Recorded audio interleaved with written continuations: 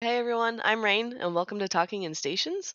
I'm joined by Matterall, Kenneth, Fonsui, Ashtarothi, Nick Bison, our engineer, and then Shen. Does everyone want to say hi at once so everyone gets used to your voices? Hi. Hi. Hi. What's up, I, That everyone? did, I works. don't know if you guys would do that, but I love it. All right, so All right. I was gonna say we've had a busy week in Eve, but not like big news items. I'm gonna start at the biggest news, which is obviously the first Raiju dying. So we have a video of it. There's comments on the people who killed it. The video is actually from the person who died, so you can see kind of what a disaster that was for him. But I call it the biggest news because that's something I obviously care about. I love watching shiny ships die. I also love sitting in them, so very pretty. Explain what the Razu is for me. Oh yeah, I just assume everyone knows what the Alliance tournament is. So the Raiju was I believe it was the frigate. I think it's the frigate that Yep. for the latest Alliance tournament. So that was Alliance Tournament 17 back in November. So for those who were able to watch and bid points, so the Raiju was handed out to what was it? It was top 16 teams, and there were a total of 140 of them. So the Raiju's the frigate, the Leylaps, I believe is how you pronounce it, the cruiser. That's No, I correct. made. All right, sweet. I'm glad I got those right because sometimes I mix them up; they get confusing. So the ship itself, I believe, was selling for was it 150 or 250 billion? Usually the winning teams kind of get together and like set a price. So it's at least over 100 billion. So the people who flying it are obviously either really rich or won them and have a lot of courage and non-risk averseness. So I think is the polite Hmm. way of putting it. So They this want to put some individual, kill marks on it. yeah, so they want to fly around, get frags. Like since there's not a lot of them, it's very easy to get it on Zkill. And a lot of people say, well, Zkill's permanent, so they can see it forever. Say hello to my cat. Hello, Well, it's Um, cat. worth men- I it's like the way worth she was mentioning petting that you with her tail. That was hilarious. she's a brat. it's worth mentioning that CCP distributed significantly more of these reward Yes. ships than they have in previous years for Alliance tournaments, and we should see at least a couple more of them in space. Yeah, so that's another thing too. I think a lot of folks have been flying around with them. Like the moment they were released, like they had all the materials ready to go, built them because they're issued as blueprints. So normally it's 50 per ship with the Alliance tournament, but this last year they increased that to 140, so nearly 3 times the amount. And then distributing them to the top 16 teams rather than the top 4 allows them to be more accessible. So instead of the top teams getting richer, it spreads the wealth. So if you many individuals attempted to go for the Alliance tournament last year, I think you only had to win 2 or 3 matches, and you were guaranteed at least one AT ship to split amongst your team. Wow, how do you So split that? a lot of folks may just sell them and then split the Mm, ISK. yeah. Depending on the group, sometimes they'll say, okay, well here's the ship. Let's put it in a shared hangar or amongst our shared group of friends and fly it around. It all There are depends. entire branches of mathematics to answer that question. Yeah. Well, Some yeah, go ahead. I Well, was yeah, gonna say, they either end up sharing it or selling it and splitting it. yeah, and sometimes the selling and splitting can be used to further fund the Alliance tournament. So That's I what I know, was gonna say. Yeah. yeah, because Sell it sometimes, and reinvest the ISK in the next year. yeah, because I mean, obviously you have to buy all the ships on Tranquility to fly them in the Alliance tournament, or just the entry fee. So many times in the past they would have like a bidding system. So certain teams would get an invite back, and then some teams would have to do like a silent auction to bid for a spot, and that can get pretty pricey if you want a guaranteed spot, because otherwise you're stuck training for like a feeder round or getting luck of the draw. Most years lately, groups have been doing feeder rounds because those seem to take a huge interest to kind of build hype for a tournament. So Alliance Tournament did it. Anger Games is doing it then again this year for May or June, and then I think Alliance Open had them too. Does The if you anger get a that ship, is that an auto invite next year? Top 16? What's the That auto I'm not invite sure. cutoff? So in the past, it's like multiple years prior, like 2018 and prior, it's been top 16, but that was when it was 64 teams. So this last year started out for the Alliance tournament, it was 32, and then they bumped it up to 40. So I'm not sure if they're actually if they're going to increase it to 64 because of the interest, or if they're going to keep it at 32 just for the workload because it's a lot of effort to put these on. So I don't know if they said yet what the plan is, but there is going to be another Alliance tournament, so Alliance tournament 18 in this year, but I'm right. not 100% sure of how they're organizing. They You seem also, because the Alliance tournament was so successful this year, I know that they've like allocated more resources. CCP Affinity or Aurora has been kind of upgraded thanks to her efforts on it. So we are kind of on uncharted territory as far as the AT goes, in a good way. Aurora dedicated a lot of her off work time to helping upgrade the tools. So then Yeah, she recently transitioned to a game dev, but she mentioned she will be still working on the Alliance tournament, but it also falls to the community team, which I know CCP Swift is really dedicated to keeping it running as well. those yeah, guys, it's I all don't, pretty much off time that they dedicate to the I don't AT. think enough. I don't think enough could be said about the work that Aurora put in and how she had to color outside the lines and call in favors and get stuff done that essentially no one else was going to do and was outside of her job description to make this happen. So she deserves absolutely all the recognition that she's getting. Yeah, 100% agree. I did an interview with them, and like I asked her like, so how did you build a coalition of people to like help you get the coding part done? And she's like, no, I learned how to do it. I had them teach me like what needed to be done or how to code enough to do it, and then I did it. Like she did the lion's share of the work. Every single time I tried to like get like poke for who else was involved, everybody just kind of pointed to CCP Aurora as being the person who spearheaded and muscled the whole thing across the finish Yeah, line. all she really got other people to do was allow her to do the work. Well, and that's what she was part of the community team, and the Alliance tournament is a community team project. So that was that part of it was in her job purview, more or less. The other huge time consuming thing is broadcasting it. And that fell to Eve and T, who are very good at it, probably better than CCP to a certain degree, and they did an excellent job as well. But that bandwidth that Eve and T took up there reduced CCP's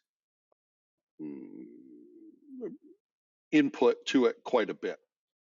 Yeah, and it should be worth But even noting. that comes from like her experience working with the tournament people from before and her and connections and all sorts of stuff. Like I don't. Yeah, and it's worth noting that CCP actually invested in Even T, so I mean CCP had to fly them out there, give them the production area, etc. Yeah, So money, it but was definitely not time. yeah, They yeah. money's easier to come by than devs and time to get the work done.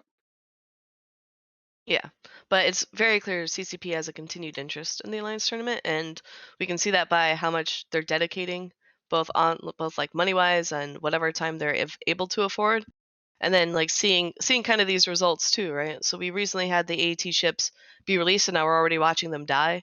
It's creating. I want to don't want to be like slap a creating content sort of thing, but it's really exciting for folks to see. I was actually in a Spectre fleet last night, and there were some folks in Tama with their AT ships, like Tiamat from years before, and it was really fun just watching folks being able to go and look and see, oh, hey, here are the AT ships. Like they're just sitting in a pos, hanging out, and it's exciting to see the fact that there are individuals who are able to not only afford these ships but fly them around, and it's becoming more and more accessible for individuals. Right. It's It's like always very getting killed. exciting, to just be roaming around one night on a normal just weekday evening with your little gang, and then suddenly somebody finds like, shoot, I can't even think of any of the other AT ships, but you see one of Maracha, those like what? a Maracha. A Yeah, fiend, an a imp, fiend. a Yeah. Yeah, you see a virtuoso. fiend or something. It's just like a white whale. You're like, holy crap! And like your whole group starts trying to chase after them, and of course you never catch them, and they kill like half of you in the process. I don't But know. I whatever. don't know But what you're talking about. The only one that ever does what you just described is Von Hold.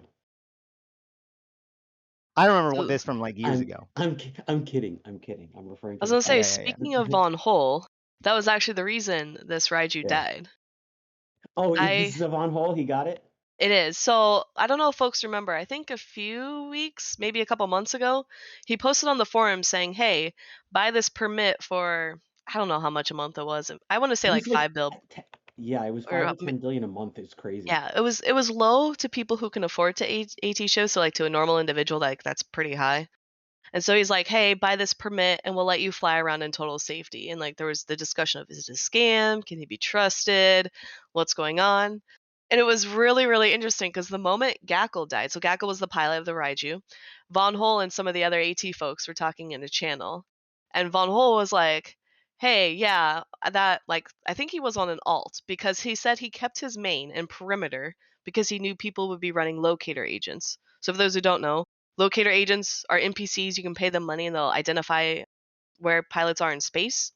And so he knew if he picked anywhere in like low sec, null sec, or like a wormhole where it will say unknown, people would know that he's out hunting. So he had to keep his character in a high sec system like perimeter so people would be okay. But I think it was hilarious that he ended up catching this guy, having to use some like metagaming to figure it out.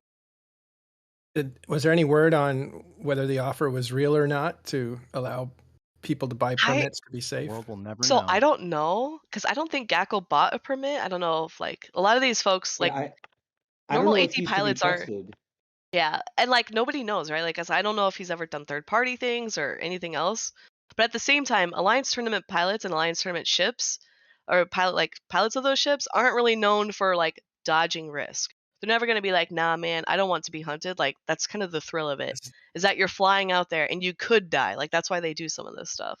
Right. You don't want that attached to And- your reputation either, right? If And you're honestly, I paid to be safe. Yeah. Yeah. You don't necessarily. Well, I mean, you paid to be safe from Von Hole so that you could like have your regular danger because so that's the thing. Yeah. This guy, this one player, has instilled this like culture of fear in all of New Eden regarding Alliance tournament ships. When he says, "I'm selling a permit" or "I'ma get you," he's like the one player that has the juice to back that up, and you could just look at his kill board to see all the AT ships on it. Yeah, I don't know if he's telling the truth or not, but it's the best chance you've got. For sure. Uh, A lot of Sorry. things too with like, I don't know if you call them rookie mistakes, but a lot of it seems like what Von Hol does is just exploit people trying to get easy frags. So like he'll be like, oh, here's this random alt character. I'm gonna slap a bunch of webs and a scram on them. That way, any Alliance tournament ship that comes to me, I can pin them down and then like bring in some like allies.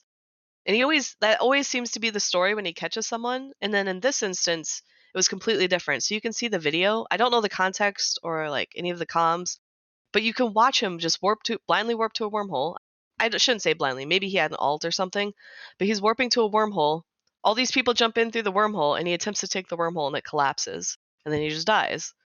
And so it's one of those instances where it's like, should he had a scout, checking the other side? Maybe he did and just didn't see them. Like, I don't know.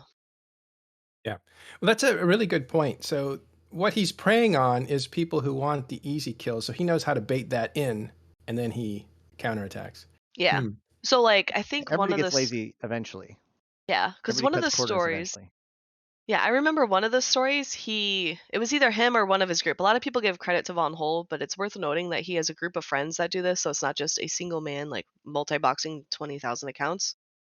But it's worth pointing out that I think one time he made an alt account and then sat in a system for like a month, like trying to solo PvP on that account and solo PvPing terribly, like bad fits, just trash talking in local.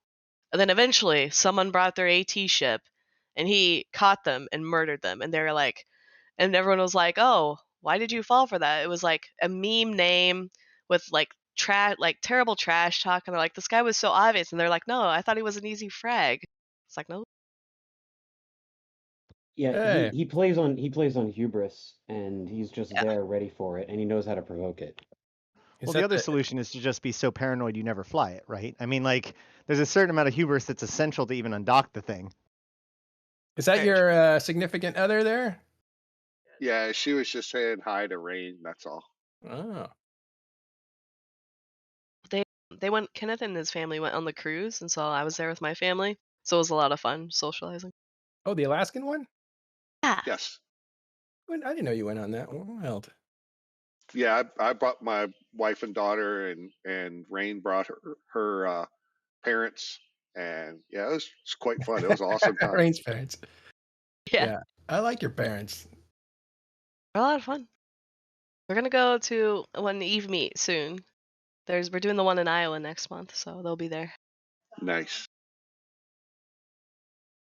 I guess we can leave that for the end, but you're sponsoring that one. Apparently, that's what it said on the Pulse. Yeah, so there are a couple of Easter eggs in that. Someone pointed out to me and they roasted me, but so the Pulse talked about, so Open Comms is sponsoring it.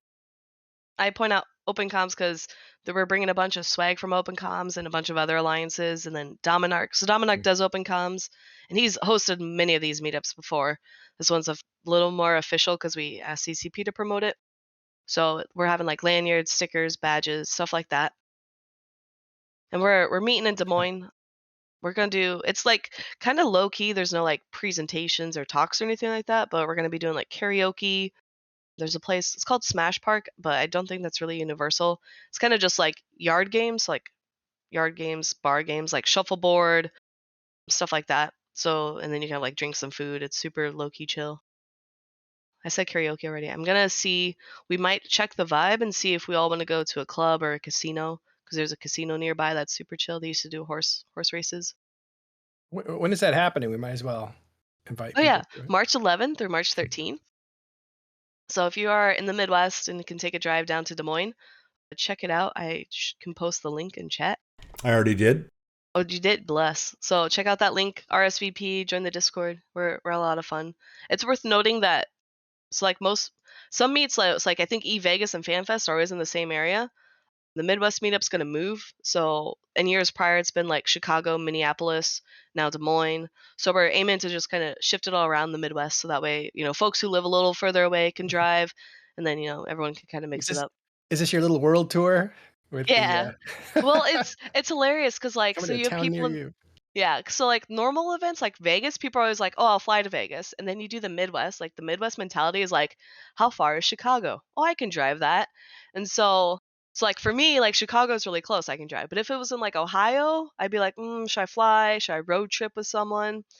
And so we're kind of like capitalizing on the Midwest attitude where it's like, okay, now it's in Des Moines, so it's kind of more west of the Midwest, but maybe if we do it in Chicago, it's more central, but some people don't like Chicago. So then we'll host it over in Ohio at some point. So then that way all the people on the east side can meet up. Let me know when it gets to Arkansas. That'll be the good time. So we could probably do like Missouri at some point. Because in that way it's Missouri, at least a trap, like a Kaskora- not too far. Kaskora used to have a Missouri camping. Oh yeah, he Yeah, did. yeah. Yeah. I heard that was a Hey. lot of fun too. And that might be worth talking to her to see if it could be a joint effort or something. Dunk Dinkle approached me about doing a Los Angeles meetup. I don't know if that's public, but It is now. just an idea. When is it? It's just an idea. It's not. It I hasn't thought really. Because you have Carneros here, you have Lady Scarlet, you have Goblins. I think you guys did meetups in LA all the time.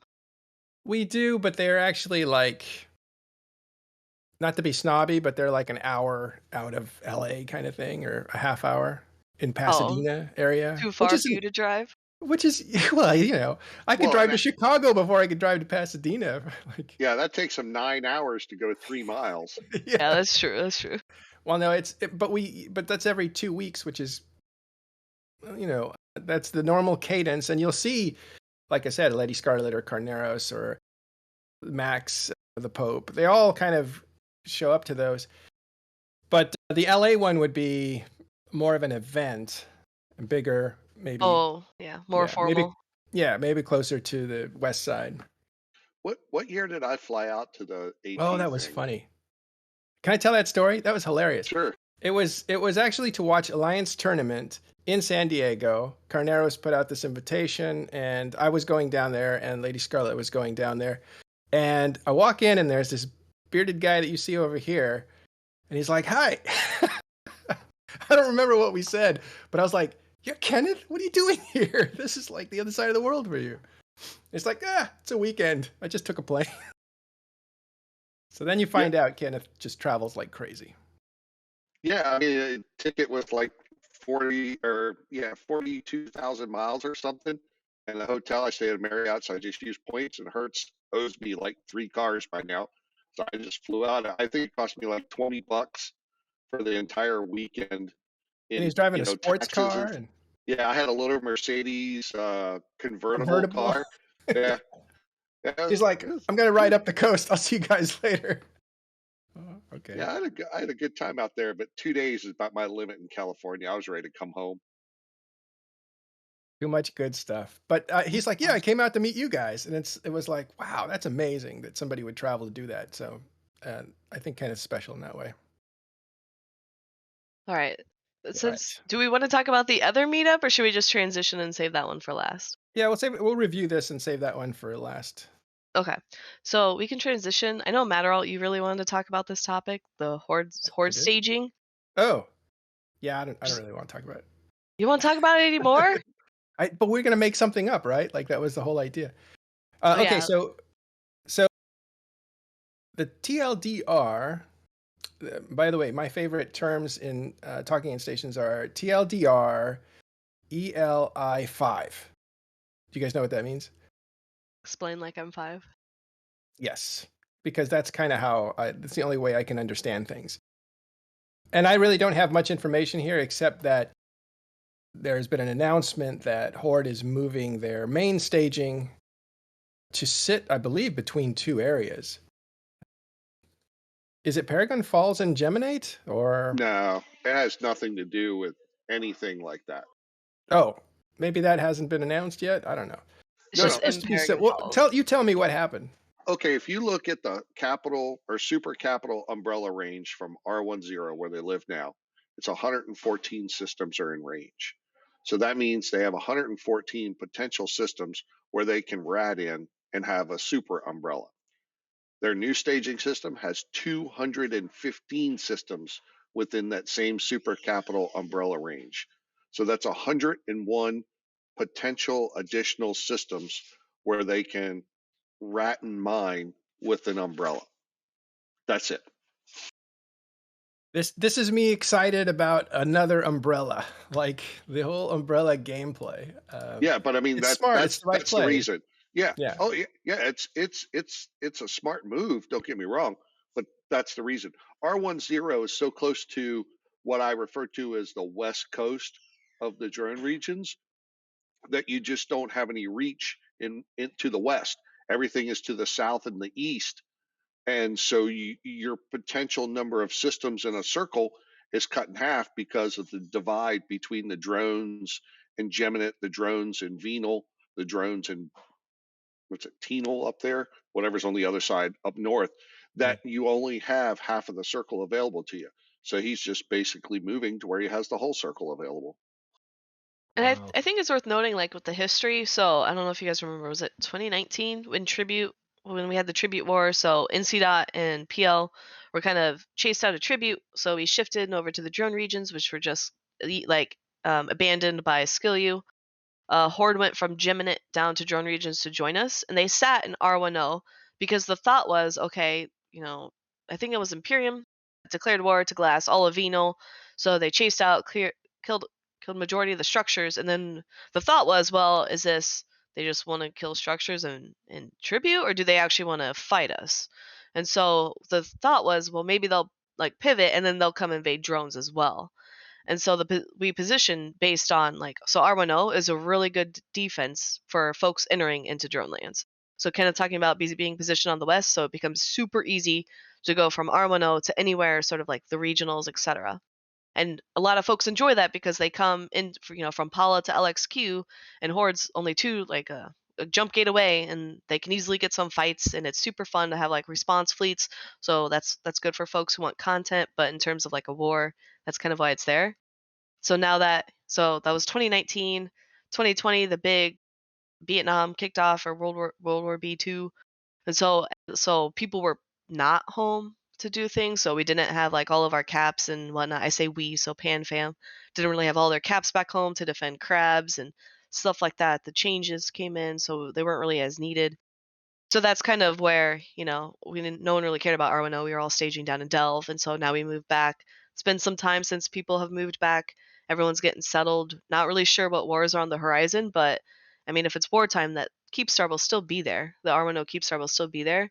But in terms of crabbing in peacetime, it's a lot better to have all those systems covered. Yeah, You know, that keeps stars in range of UDVW, 1S, MTO, and is only a gate and a jump bridge away from LXQ. And Yeah. that's the four main regionals there. So, that if someone comes knocking on the door, I mean, it's a quick move back. But for trying to fill your wallets and, gather unto what you can, where they're moving to is a much better place. Real quick, Rain, just a quick takeaway. You call it Vietnam, so we'll refer to that. That's the war of last year. Yeah. That basically everybody on one side went to war with Imperium in their home, kind of crushed them, but they survived, and then they re-expanded, they re-inflated. Yes. That was supposed to be kind of a burn your stockpiles kind of war. Whether it got there or not, I don't know. But what do you think that's done for the Null landscape? Because it kind of sounds like it's a reset, and now it's another arms race to make money. Yeah. build So arsenals. so I'm not really sure. I know a lot of folks aren't really eager to get back into a war, right? Like we spent a year, was it almost a year on Mhm. that war? Yeah. Like a year and a month or whatever. So a lot of folks are like, I would say burned out. And when I say folks, I mean like leadership, FCs, some of the logistics guys. A lot of people talk about the glory of the wars, but they kind of fail to realize like when you have FCs just like on their phone or ready to go all the time, they can get burned out real quick. Or the people who are, jump freightering supplies, fuel, materials, etc. all the time, they get burned out real quick. Or trying to figure out, okay, if we're moving things this way, how do we, strategize for that or whatever, jump gates, etc., etc. People just get burned out. And so knowing that and knowing how long it took for destroying all those structures. So Vietnam was in Delve, right? So a lot of the structures were destroyed in Delve, and now it's Imperium's rebuilding, right? As they should. They need to rebuild up their defenses from the structures wise and all that, and get stuff established. But now think of it the opposite. So let's say it was flipped and Imperium came to drone lands. Would they want to go to drone lands, move everything up there, and then start grinding down every single structure, similar to what happened in Vietnam? And the answer is probably no. It's not fun. They did it in tribute. It wasn't fun for them. Like they did it for like a couple months in tribute, and you could tell like they just weren't having fun. Like in shooting structures, a lot of people I'll say shooting keep stars is probably fun, but shooting other structures just generally isn't fun unless you get a fight. And if it's not, there's no Starting fight. a- People are burned out. Starting a campaign to grind structures right now would be a terrible idea, given the fact that CCP has recently signaled that structure review is like the next thing on the docket. Yeah, that too. There's a lot of stuff coming from CCP that people aren't really like chomping at the bit to go start and create, big wars. The battleship changes coming through, so people are getting ready. They're gonna probably have to shift all their doctrines, maybe add some battleship doctrines or change things up. Yeah, the structures. It's been implied there's stuff coming from structures. Everyone knows FanFest is like 3 months away, and they always announce something brand new at FanFest, so people want to wait for FanFest. And so a lot like right now it seems very peace. There's stuff happening like in terms of like there's still fights happening. There's still people doing things. But in terms of like a large scale effort or large scale shakeup of null politics, I think that's a little more long term. Yeah. Well, I was thinking Yes. Go ahead, Kenneth.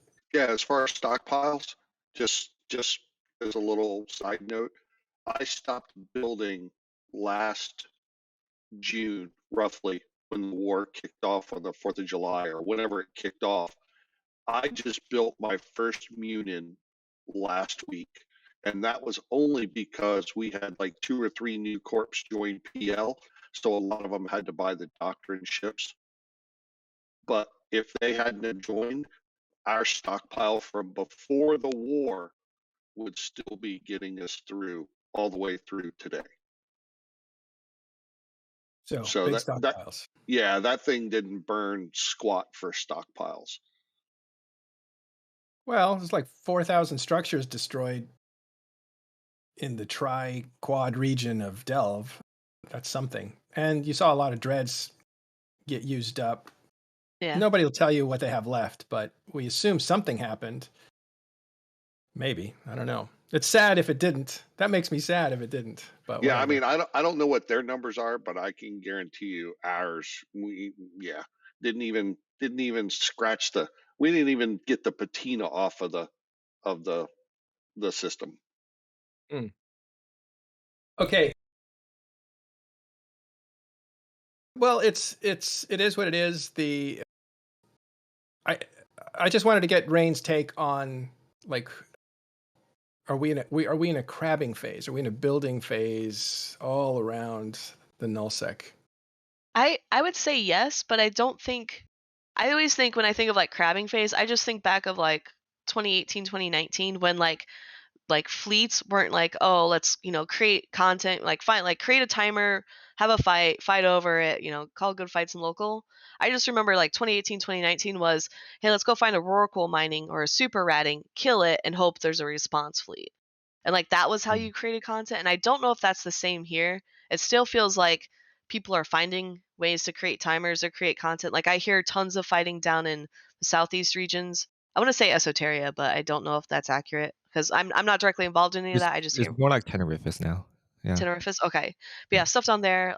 I mean, I've been doing stuff in Venal, and like in my mind, that's just content, but I think it's a little more serious for the people on the opposition because it's their home. Yeah, I don't know. I just go on, Shin. Fighting Tenerife is like it's basically two coalitions right now. Well, technically three, right? RMC, Province Imperium fighting like the other side. I mean, there's still before last week, a lot of actions was happening. Like we had like fleets almost every night, timers, iHub structure, everything. I mean, due to real life, it means can slow down. But I think when things get going, I think there will be lots of fights happening down south, just like before.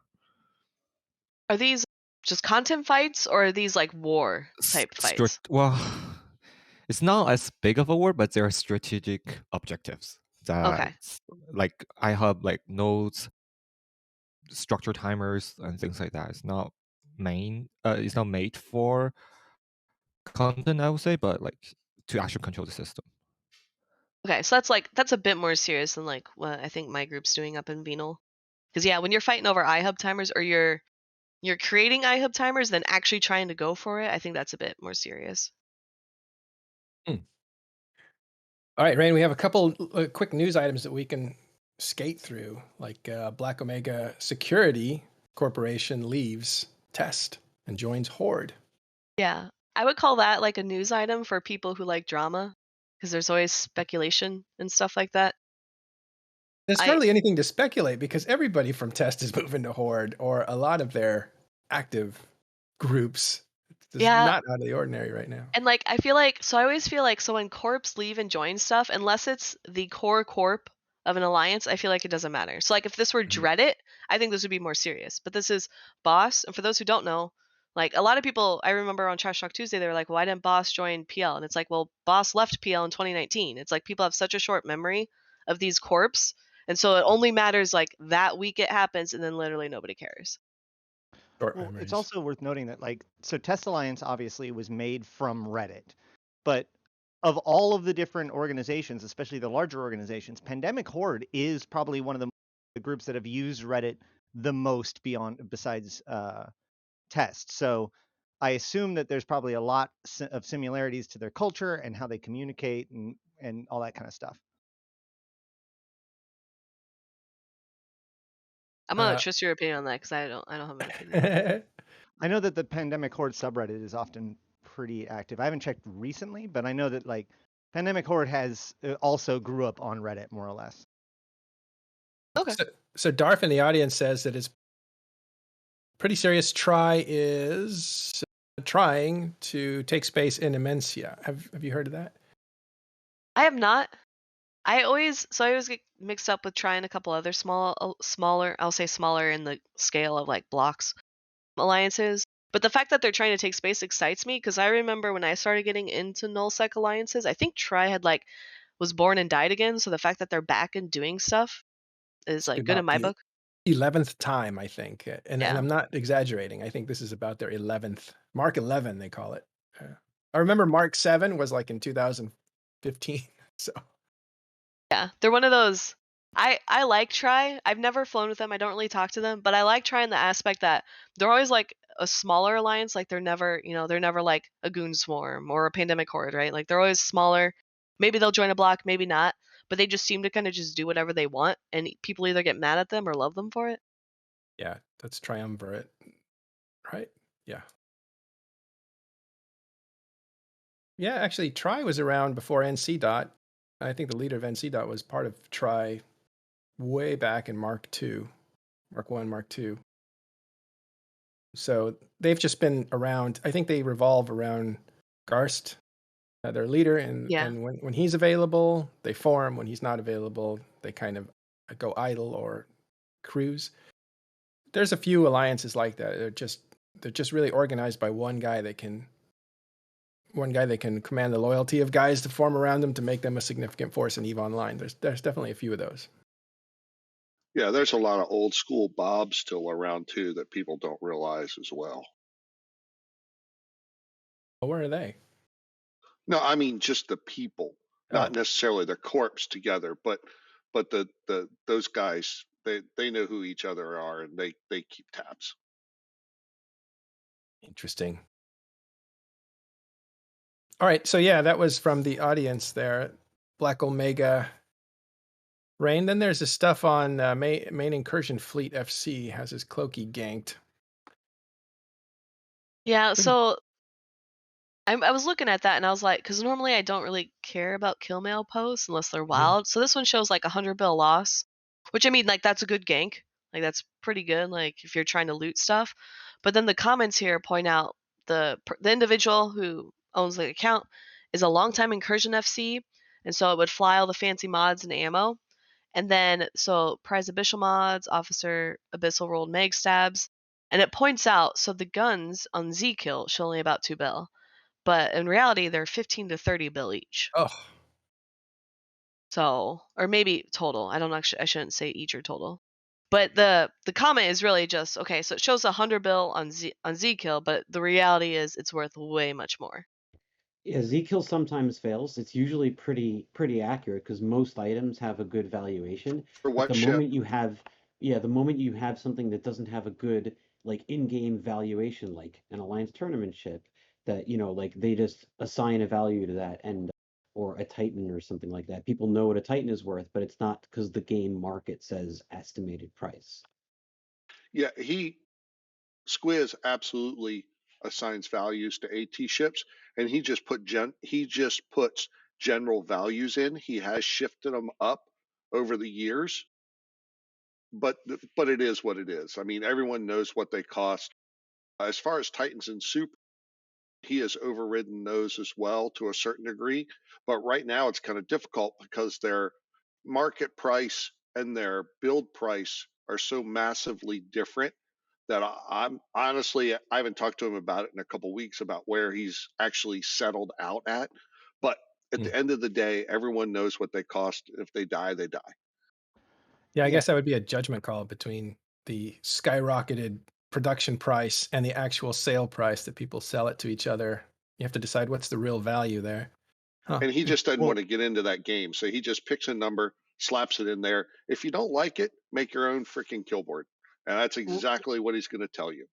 Right. In this case, priceless means 150 million ISK or billion ISK, sorry. So like the items that are priceless, like this Raiju, is just listed as valued at 150 billion. So, Rain, what I'm seeing is that this guy was in a transport ship moving items around. Yep. Is that So the- he does. Yeah. So he does that for incursions. So he'll move them around between incursion systems. That way they're there when needed. I believe, does he do these incursions in high sec? So a lot of times so when you're in high sec, you're probably far from a trade hub, so it's easier to have somebody move them all for you. Yeah, the way incursion runners move their ships, they'll get a bowhead and they'll put all the ships in the bowhead. But if you leave all the blingy mods on them, it just makes the bowhead a pinata and they're extremely easy to gank. So they'll take all the blingy stuff off and put it in a blockade runner, run the blockade runner up, and then the ships aren't worth enough to make the bowhead worth ganking. And when they get there, he just fits all the mods back to his ships out of the bowhead again, and his blockade runner got ganked. Oh, wild. That's interesting. Huh. Someone that just reminds me of like, oh, I don't know, like an armored car getting somebody knew the secret route of the armored car or whatever and just took it out. Wild. Yeah. All right, what's next? So. Oh no. Hold Wormhole on one sec. eviction. Wormhole. I just know mention- nothing. Wormhole Sorry, eviction. Blockade runner. So- Sorry, Shen, go ahead. What? you can't really scan that thing. So every time we pop one, it's like a mystery box. And this time Unless the you know the ganker just pilot. spell lucky. If Okay, yeah, unless you know if the you know pilot. that FC and you know his alt and you know that the last incursion just popped yesterday and a new incursion showed up here and that alt is flying a blockade runner between those 2 points, that's not nearly as iffy of a chance as if you just sit on perimeter gate and pop blockade runners that come through.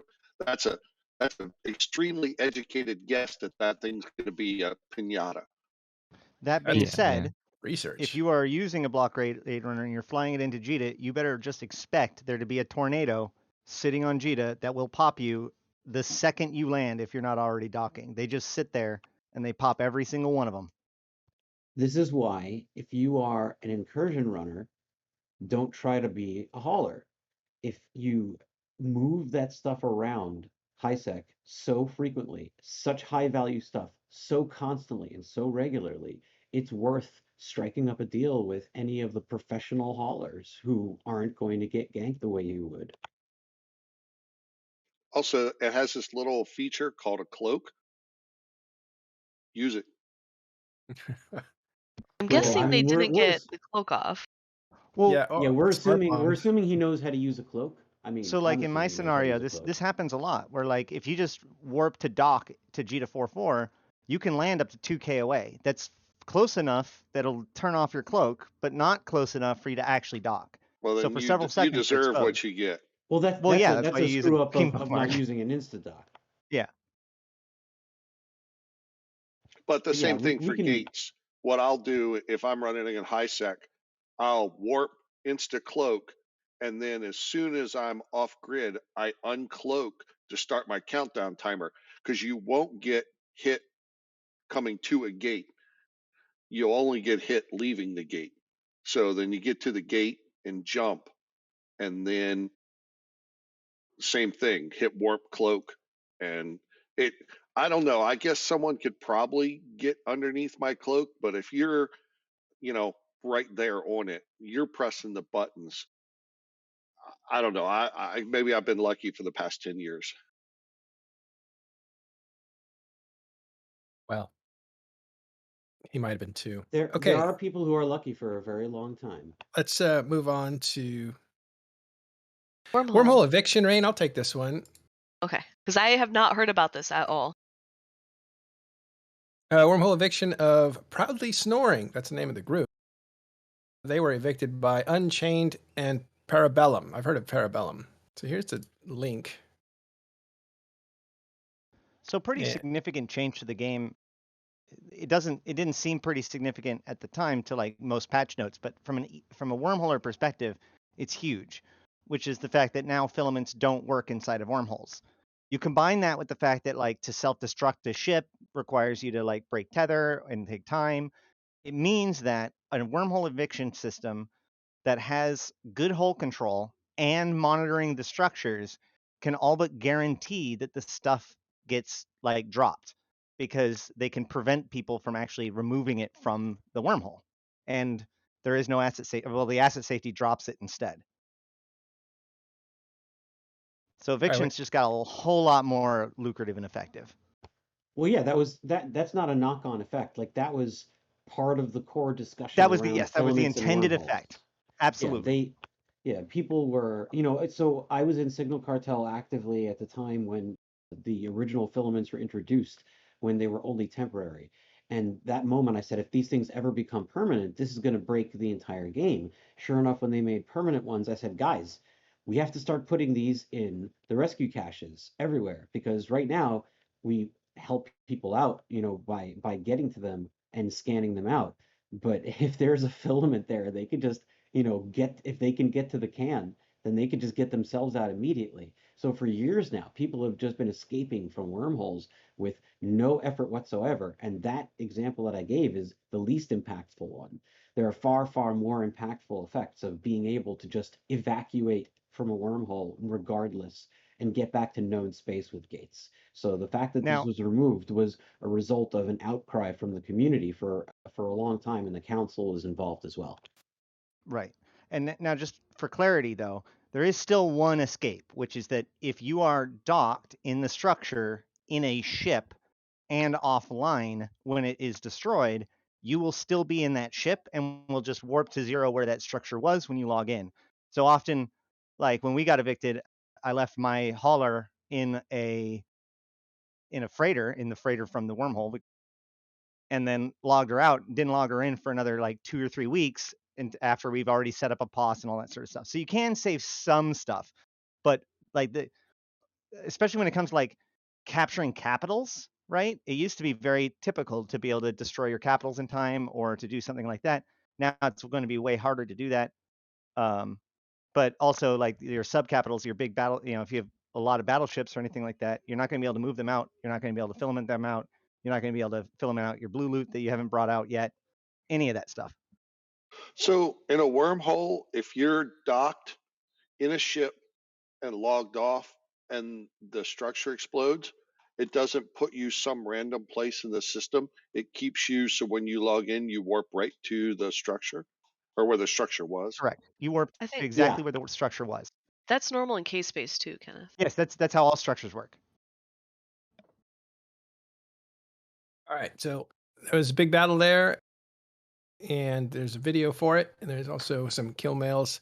I think the interesting takeaway, besides the combat that goes on between groups, is that rules change might affect the prospects for people getting their equipment out of wormholes during evictions. The other thing that it stopped is what would happen is guys would be running the sites in 3 or 4 Marauders and a Loki or something, whatever combination of ships they use to run sites. When they see someone on D-scan, all the sleepers typically only scram one ship. So they basically say later, abandon that one ship. The rest of them all warp out and then just filament out and call no joy to the people rolling the hole to try and kill them. I think that they could just filament them all out, right? Because it doesn't cause. It's the No, not PvP if you're combat timer scrammed. that causes you to not be able to filament. So if you, It's the as sleeper long as scrams. they, Well, whatever. They had to leave It one changed behind anyway. for something. Yeah. Fair They enough. can't That do strategy that now. changed. Yeah. But yeah. So, okay, so that's that. I guess there's a Abyssal cheat sheet, Rain. You want to? I mean, that- I don't know if I should talk about it. It's by Ash Sharathi and Fonsui. Yeah. Yeah. You introduced them. You guys want to talk about this? Abyssal cheat sheet. What is it used for and who is it intended for?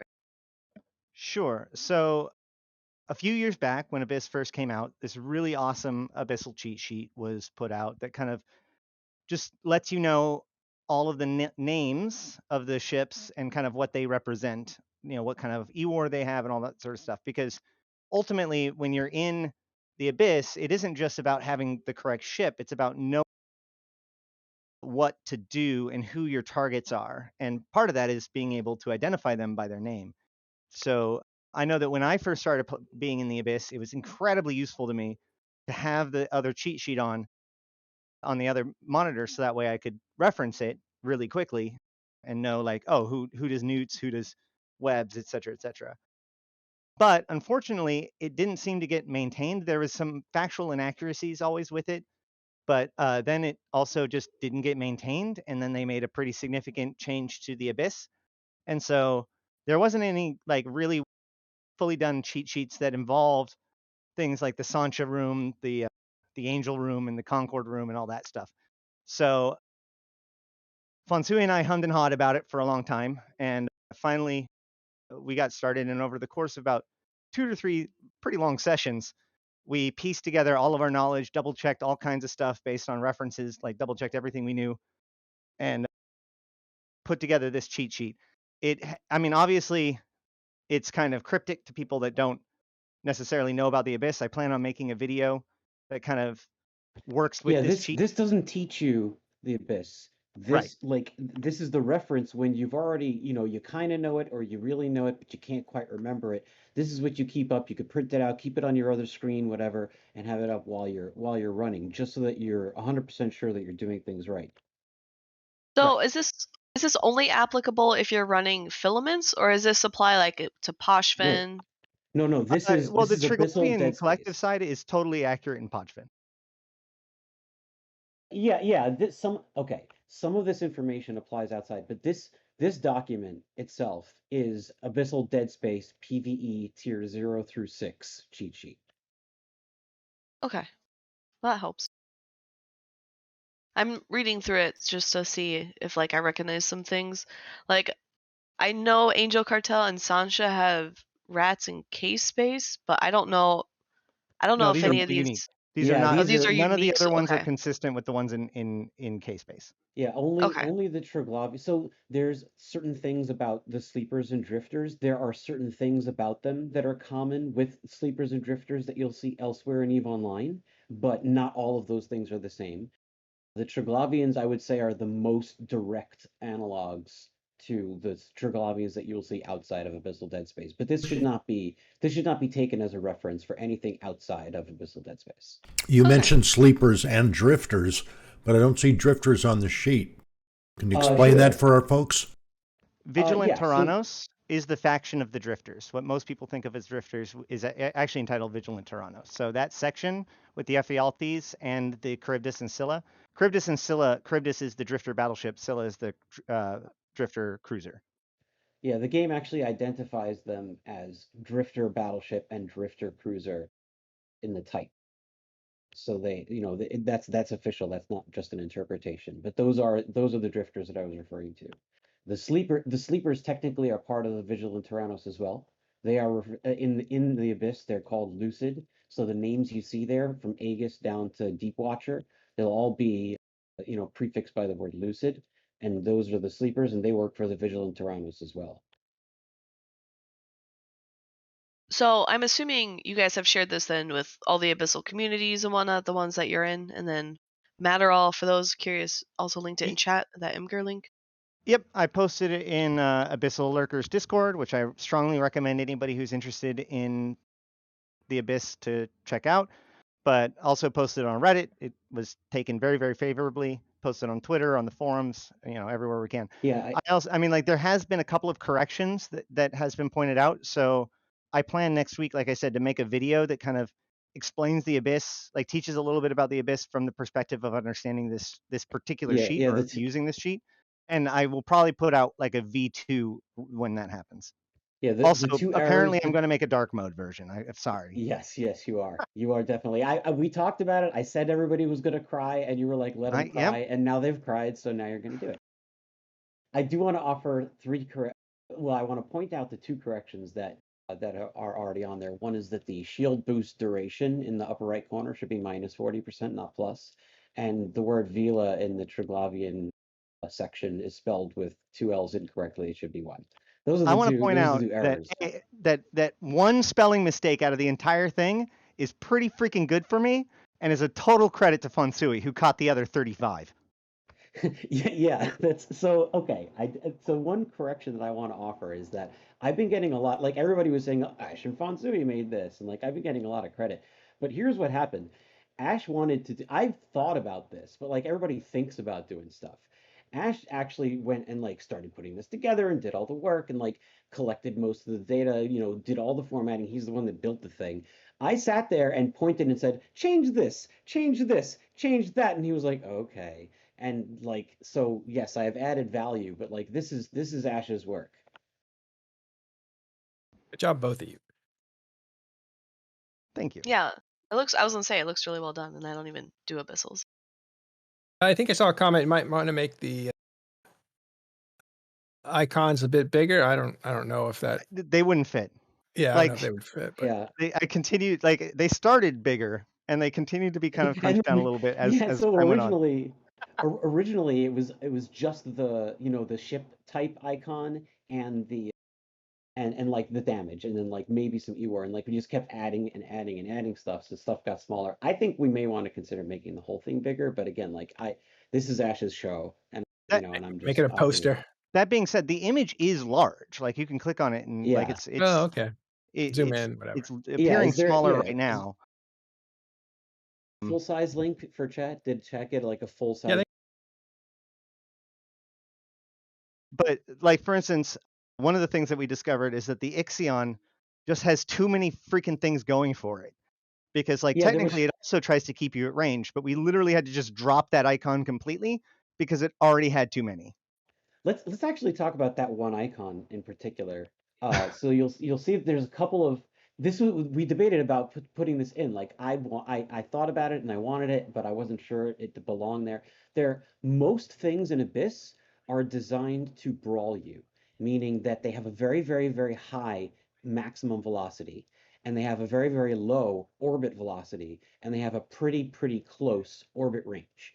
So they're going to be really fast, they're going to get in their desired range, and then they're going to slow down and sit there. And you're designed to brawl them. They want you to use short range weapons and brawl. They don't want you to kite.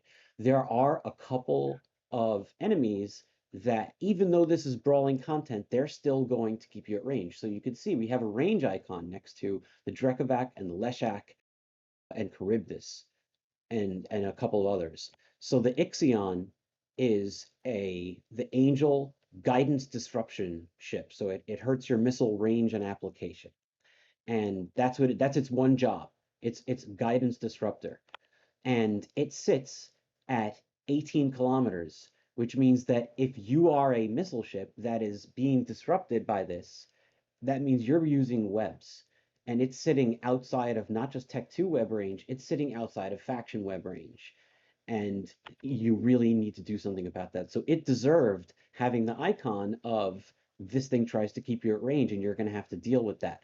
But we just didn't have room. I think that's the only one that we really left off. I think everything else made it in there. There's a lot of information on this page, is what he's trying to say. Interesting. Yeah, I'm trying to think if there's the only thing I can think is if you put it in a Google Doc to like routinely update it and make it bigger, but I don't know if that's easier to maintain and people can mess with that or whatever. A lot harder to see. This is really good. Getting the content together, because like this could be translated into a lot of different, like Ash wanted to build this in Unity, and he did it in Photoshop. So like in theory, since the content is already laid out, the words are already written, the pictures are already there, we know the information, it's all collated. In theory, it could be translated into some other format without a terrible amount of work, I think. Nice.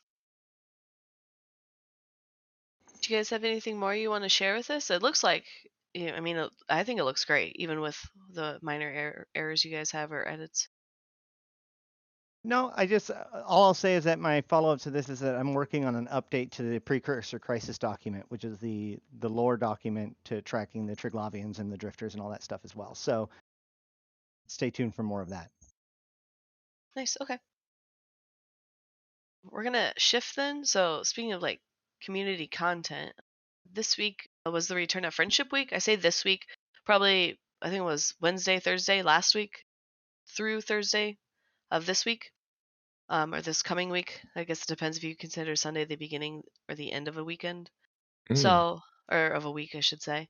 So Friendship Week is back. For those who are unaware, Friendship Week is where CCP kind of celebrates everyone. They have a lot of events going on, sort of community things. It's mostly focused on their Twitch page, so twitch.tv/CCP. So they have a bunch of community streamers. I was one of them. I'm actually impressed Matt That's didn't right. put the show on the stream. Yeah, that's Did we have to sign up? What happened? Yeah, No- you didn't read no- the ping? Nobody approached us. Oh my gosh. Oh, it must be a streamer. It was a streamer ping. So I don't know if Yeah, I think Matt they or all want this had it. streamers, not talk shows. I get the impression, but I don't Yeah, know. that's probably true. So I talked a lot about community members, so you can see a lot of the community members there. But they also have CCP streaming, so they usually do, like, they have the Carnero show on Tuesdays, the CCP Alpha on Fridays. They did that already. They have ISD slow stream, so usually ISD will stream and just kind of chill with the chat. But they're also doing something more involved, a dev roam. Let me try and figure out when that is, but I think it was either Tuesday 1600. So CCP dev roam. So Pando's gonna take the devs out and kind of roam them around. I don't know if they're filamenting or going from G to somewhere. So keep an eye out if you're one of those folks online at that time in like a staging system, because they may come to you.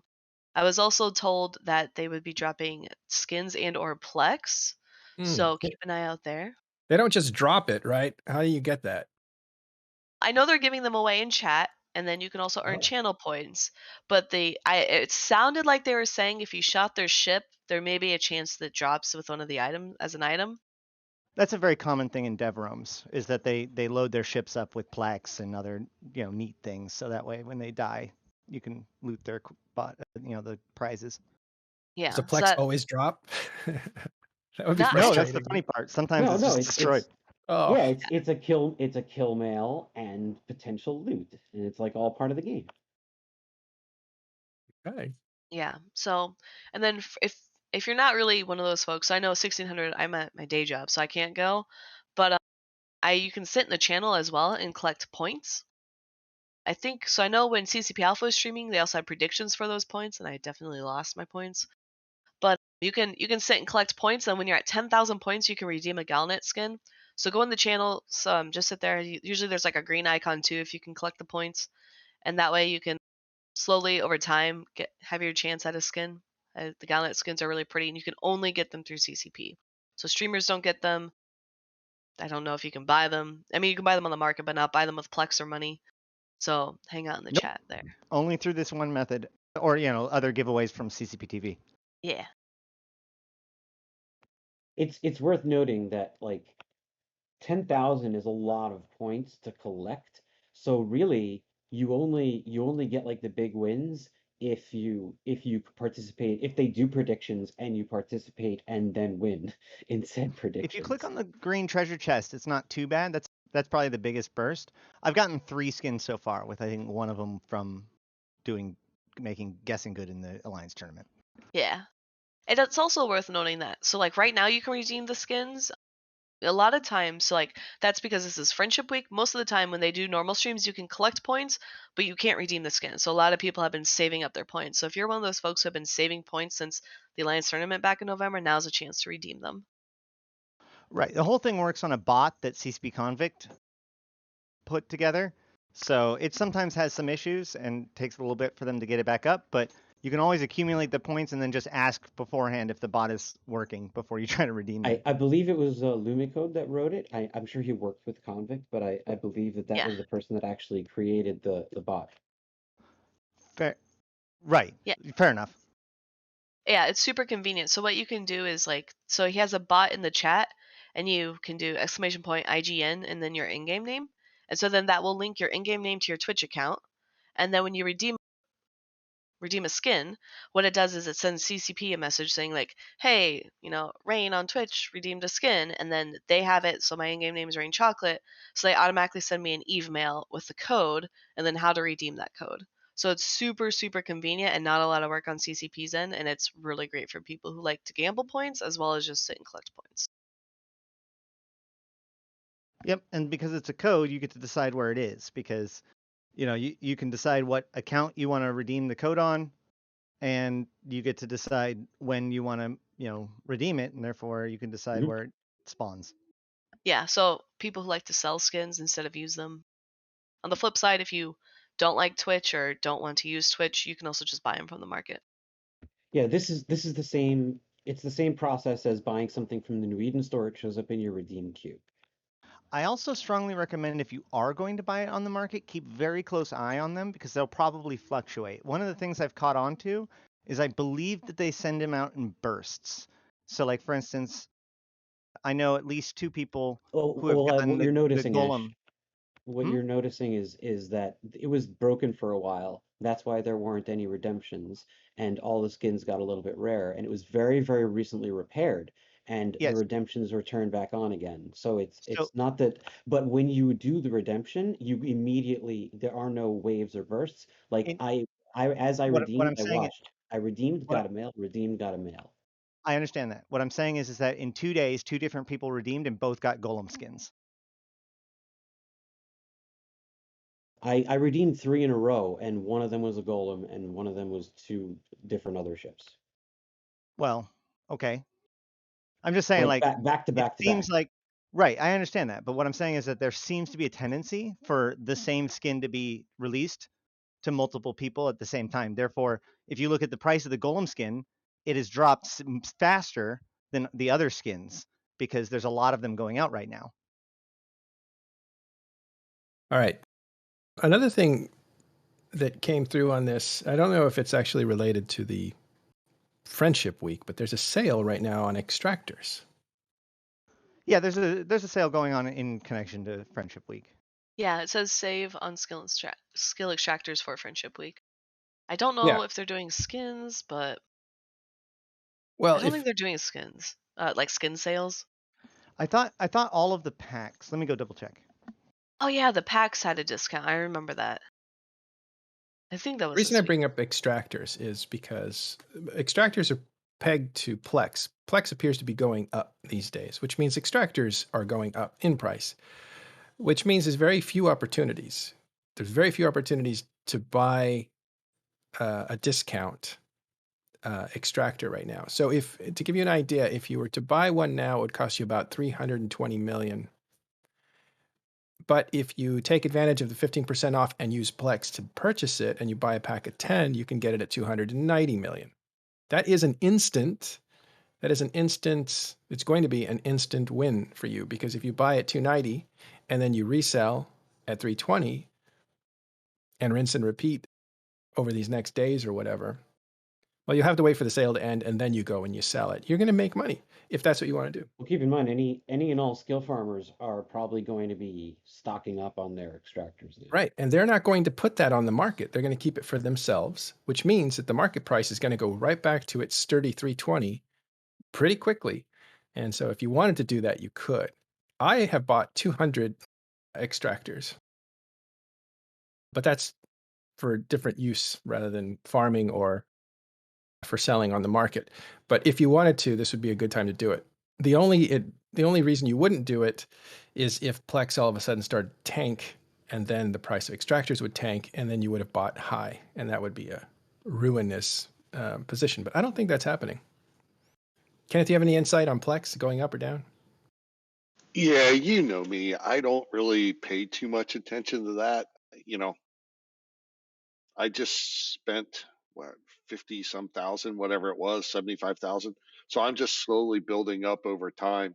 I hope it doesn't go up too much, but yeah, I mean, I always have buy orders up, but I never pay too much attention to what they are over time. It is what it is. It costs what it costs, and it's still cheaper than paying for it.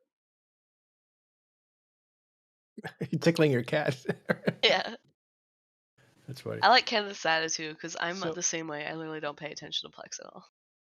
Yeah. So there is the sale on the packs, which as of the right this second says that there's 16 hours left, and it's somewhere between 20 to 50% off for each of the major packs that they've been selling. Then there is, of course, the in-game sale on extractors. So if you buy the extractors out of game, there's not a sale. If you buy the extractors in-game with Plex, there is a sale. Right. And it does not look like any of the skins are on sale right now, like in-game. So the only sale in-game is the extractors, and the only sale out of game is the packs. And the packs end in 16 hours. I've heard from very smart players, I think that starter pack is a really good deal. At 50% off, it almost certainly is. Yeah, it's a slam dunk essentially. The one that just ended a little bit ago, where they doubled the skills, you could Yeah, I think get that's 2 the one. million skill points for $35 or whatever it was. I don't remember, but that was a freaking heck of a deal. That's the one I was thinking of. I feel like this all needs a disclaimer though. Like, I'm all for good deals, and I will recognize and point out a good deal, and several of these are. But people should only buy this if you were going to spend money on EVE Online anyway, right? Like, if you were gonna spend some money, now is the time to spend it. But like, don't make this change your decision, to spend money just because it's a good deal. Well, Kenneth, I think that was a skill farmer's deal, right? Because you can get a character right up to Yeah, but I the mean, ability to farm if you're them. starting off, just start off with one account, farm it, save your injectors, and then that's how you make the second one and the third one. And you just basically you reinvest until you get to how many you want to have, and then you can start farming the profit. I mean, I'd rather not. Yeah, exactly. Yeah, I'd rather not rely on my wallet to start my skill farm. If I'm going to start Yeah, skill farm, I'm going to start it with the capital I already have in game. Now, I Yeah, the realize not point. everyone has that, but you can still start off as an alpha, start off slow, and plex one extra account and make it work for you eventually, until skill farming doesn't work, and then, well, you're screwed. Yeah, the entire point of skill farming is to not pay money. So I would never recommend to pay money to get into skill farming. All right. Yeah, and I don't skill farm in the literal sense of skill farming. I skill farm to get a free account. And if Yeah, I don't need the account, then I don't skill farm it. But if I do need the account to build with, that's 30 build slots, 30 reaction slots, 30 science slots. And whether I make 100 million ISK or it costs me 100 million ISK, that's peanuts. Even if it costs me 100 million, if I can't make 100 million off 30 build slots, 30 science, and 30 reaction in a month, then I probably ought to just go back to playing Minecraft. Yeah, what Kenneth is describing is the fact that the primary reason for this existing and it being popular is not for profitability. Even though it usually happens to be profitable, you make a little bit. It is a very little bit of ISK for a decent amount of time.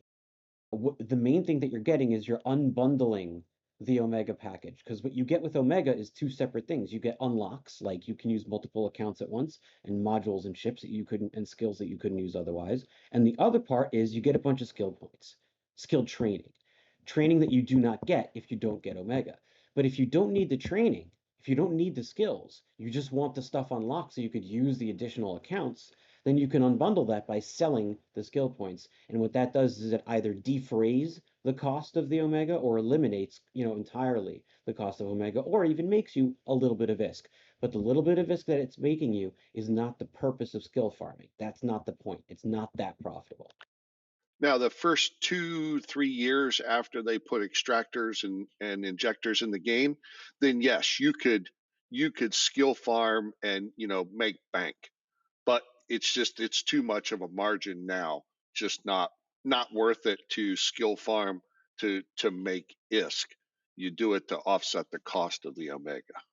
Right. It's a subsidy, not a profit, which is good. Correct. Like if you can make more money or if you can make more ISK selling the SP than it costs to keep that account Omega and get the extractors and all that, the cost of operations, if it's profitable, that was one of the biggest problems that we had. Like everybody says rogue walls and all that stuff, but the fact that it was literally profitable to have skill farms made it so that a lot of people, it went from, is it worth justifying paying for another account in order to do this thing, to, well, I've got 120 Omega accounts anyways, might as well throw bodies at the problem. It has come down for me personally, and I know for others, to I need this account active as Omega this month.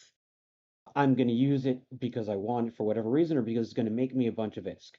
If I can either pay money for a subscription, I can pay the full cost in Plex, or I can pay the full cost in Plex and then sell the skill points that I generate this month, get to use the account and everything, and maybe it'll cost me 100 million ISK, but that's okay. If after doing all the math and all the selling and everything, I'm underwater, I'm in the red by 100 million, that means I got an Omega account for 100 million ISK that month, which is a great deal. Yeah, it's just a subsidy now. Yep. And the 2 days in December, the two most glorious days in EVE Online, where they have the 15% off Plex sale. And I don't mean credit card, get Plex. I'm talking about the amount of Plex it costs you to Plex the game. So it goes from, that's a big one.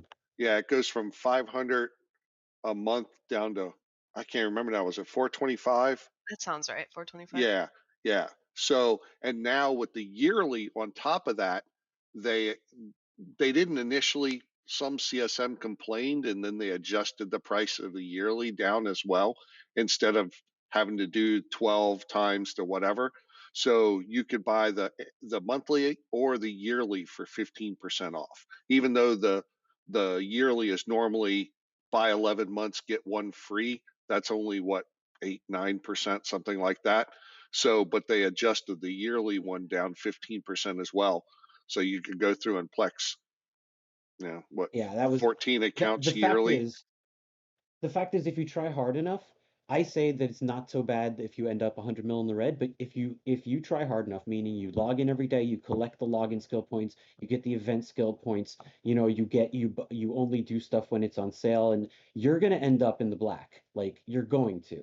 It's not, and it may be significant, but it is a decent amount of work, and it's still the primary reason is just to have the Omega unlock. But yeah, you can make a decent amount on this.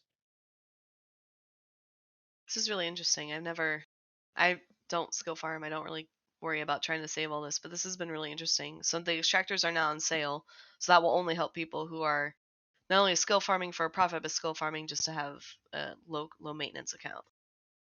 Yeah, and if you save up, like during this sale, if I can buy, say, 1,000 extractors and just hold them, then I've paid less for those extractors. If Plex goes up, extractors are going to go up, but I still have my stash for the lower price. Then I keep the extractors, offset the cost of the accounts over time, and then wait till the 2 days in December, Plex those accounts for a year for 15% less Plex. That all just compounds into, I'll never really get into the point where it costs me that 100 million a month. I'm not going to make a ton of money from it, but it's like getting free accounts all year long. Yeah. Yeah, you got to surf your It- sales. It's also worth noting. I mean, like there is like a lot of people that, in spite of my pleading, use extractors to effectively respec themselves, extracting skill So points wait, for things that, and then try to like. That's what I'm doing. Ugh. Get mad at me.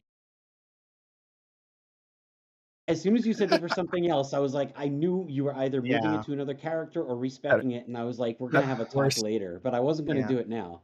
The disappointment is worse than anger. Do I get to use Chad as a straw man real quick? No. I mean, but look at it. It's so easy. All PvE is boring. Eve is a PvP game. That's such an easy straw man to just like knock at a little bit. I think you're being baited. You can type to him Probably. if you'd like. All right. Well, I'll just leave it at that. That's a straw man, and it's easy to attack. And becoming less so all the time because they actually have made significant improvements to all kinds of different Disappointed PvE dad talk. stuff. Speaking of I'm just speaking of disappointed in you, significant son. improvements, I'm gonna segue this into the Eve Academy talk and the NPE update. So CCP has actually been doing like really good. I don't know if you guys have done the latest NPE. I really like it. I thought they did well, and then they've shared that they're doing more for the NPE. I think it was implied a few months ago, when the NPE was revamped for like 100th time. They talked about like the character was like, okay, now go do the career agents, and like you're like, okay, I'll do the career agents, and the career agents are just like a cliff drop on like quality Yeah. of introduction. And so it was highly implied CCP was going to be updating the career agents, and now I think we're finally seeing that. I'm assuming the basic industry production intro is going to Right. be the career So- agents. So the latest version, which I'm going to call like the Aura MPE, just for clarity, is the first fully voiced MPE since the Inception MPE back in like 2015. It's a relatively short encounter that kind of just deals with you boarding a ship and having to follow some guys into warp, do some basic combat maneuvers, and then you're done. Well, at the end of it, as you're kind of alluding to, she even suggests it's like, I'm going to look into this and get back to you when I have more information. Like it's literally that on the nose about it. But then when they put in the mining MPE, you can actually go on Sissy to check it out now. Instead of that, it just now transitions into the next piece of the story where you're now sent to go help out this guy. Basically, they need you to go there and to justify it, to explain why you're there, you have to be mining while you're there because it's a mining operation while you're doing your investigation. So it teaches a little bit more about mining. You get to interact with a whole nother character. And then at the end of that one, in the same sort of way, they say, well, we'll get back to you when there's more information. So it's clear that they're going to continue to kind of tack on more to this story as they go. And just for now, the career agents still exist as kind of like the drop-off point while this MPE is not finished yet. Yeah, it's been great to see CCP actually finally doing more than just NP. I don't know if that's the right way to phrase it, but like it felt like ever since 2016 when they had the alpha introduction, they were just like, "Oh, we redid the tutorial, we redid the NP, we redid the tutorial," and it's like, okay, well, how many times are you gonna do it before realizing like the tutorial is great and all, but the rest of the game isn't? And so now they're finally getting into, okay, maybe we should do something better than career agents to introduce players, and it's good because Right. like most of the game you can kind of fumble through. Like normal agents, or not agents, normal missions are boring as heck, pretty dull, and nobody really likes them. But instead of trying to revamp them, they just make it so you at least get a better introduction so that when you go to do them, it's a lot easier to transition. Same with like everything else, probing, market, etc. Yeah, I have and it on pretty good authority that at least 3/4 of the R&D resources in assigned to Eve go to the new player experience. Oh yeah. yeah, There's they a do a lot lot of of effort. interest in this by CCP, and it's also like it's not just the MPE. They've straight up said that like this tech, this concept, the way that this PvE is presented, the way that you interact with everybody, is kind of the model going forward. They're going to try to make more and more of the universe this way. So, I don't know when they're going to like revamp missions to have the characters talking to you or whatever, but that seems to be the direction that they're trying to go. This isn't just like the Inception MPE where they tried to build this like one scenario independently. They are building the tools to deliver this kind of content, which is why it's coming out in stages, because they're literally building the tracks as they go. Yeah. And I'm excited for it, mostly because, I mean, I feel like I've tried at least a little bit of the MP every time they revamp it, and there's always just something super, like, it always just made me really mad. I remember for like 3 years, every time I tried the tutorial, they would tell you, use your autopilot, and I was like, this is literally the dumbest thing, because if you talk to any Eve player, they say, don't autopilot. Like, even now, they're just like, don't autopilot. Like, everyone you talk to, high sec, null sec, low sec, I don't even know if form calls can autopilot, but everyone just says don't autopilot, and it's a consistent message that CCP would routinely mess up. And now it seems like we're finally on the track where we're not just throwing dumb advice at new players. Yeah. Well, as an example to that, one of the things I really like in this MPE is that they tell you to go to the career agent, but then they tell you to like warp and jump, and then they tell you like each jump, because it knows how many jumps away it is, she gives you a different piece of information. So it's like, go warp and jump here. You go warp and jump, and then she starts telling you more, and then tells you to warp and jump again. So like as you're traveling, she's talking to you, as opposed to just like Oh yeah, set your instead of destination there, hit boring. autopilot, and we'll see you when you get there. Yeah, that's way better too, because it forces you to be engaged. Which, like, I don't know if you guys play other MMOs, but a lot of MMOs are like that. Like, you just kind of wander along, and it's like, oh, here's this about the world, and your character's talking, and tutorial, blah blah blah, or whatever. And it's like nice that Eve is actually implementing something like that. That's what got me to stick around. I was like, I don't mind playing this game alone. I know there's a world out there. I don't need to belong to it, but I got this aura talking to me. She's kind of cool. I want to hang out. Yeah. And That's You all fell it for took. Aura. That's all it See, took. CCP is clearly putting a lot of work into this. They're putting a lot of attention to this. I've made a couple of videos so far of me like just going through the tutorial and giving feedback, kind of being cheeky about it a few times. But like not only have they fixed already, like I made a video where I complain about all these different things, and the next day like half of the things were already fixed. And I'm not saying that like they were that responsive or they jumped to what I'm You know what saying. they What I'm didn't saying is that fix? they were like 2 steps ahead of me. You know what I mean? Yeah, Like they and that's and then good. and I have been contacted privately by more than a few CCP devs commenting on my videos about the MPE, commenting about how they appreciate it and how they're using it and internally and all that sort of stuff. So they are very much paying attention to this MPE and trying to make it right. When you do your There's a videos, Ash, can you also talk about how the default overview needs to be changed? I Can I I want just to need him say to I I did, need him but to fix that's that yeah. dude's eyes. Oh my god, I, his eyes. Yeah, no, I bugged out the program, like the MPE, the second playthrough, the one with the mining one. It messed him up. So all of the 3D modeling was all super like weird. Like Aura's arms were like in her stomach and would like reach out. and the dude's eyes were like strung, like Ugh. went an extra inch out and like bulged out of his face. So it was good. Little You got to watch sci-fi. the video. It's fun. The devs watch a lot more Twitch streams than people have any idea that they watch. That is I very imagine. good to know. Hi, CCP. Do you think they're watching now? They're probably Yes. watching the VOD. Yeah. You know Let's how I fast know forward. that they're watching?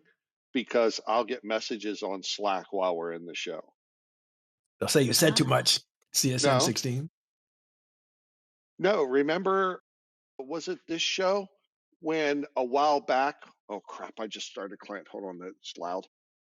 A while back, I said something about the Orca and drones Yeah. and mining, and I got a message from someone that says no, blah blah blah, and then we had a conversation, and then 10 minutes later, they replied in chat and said, "Yep, we're going to fix that. That's not right." That was all just from watching the show. Awesome. Whenever I will say, and that's like always interesting. I don't know if any of you are gonna run for CSM. Like Kenneth's already on CSM. We were talking to him earlier about rerunning, but a lot of people always ask me like, why don't you run? And I'm like, I don't need to. Like if I have complaints about something, like I'm not a subject matter expert by any means.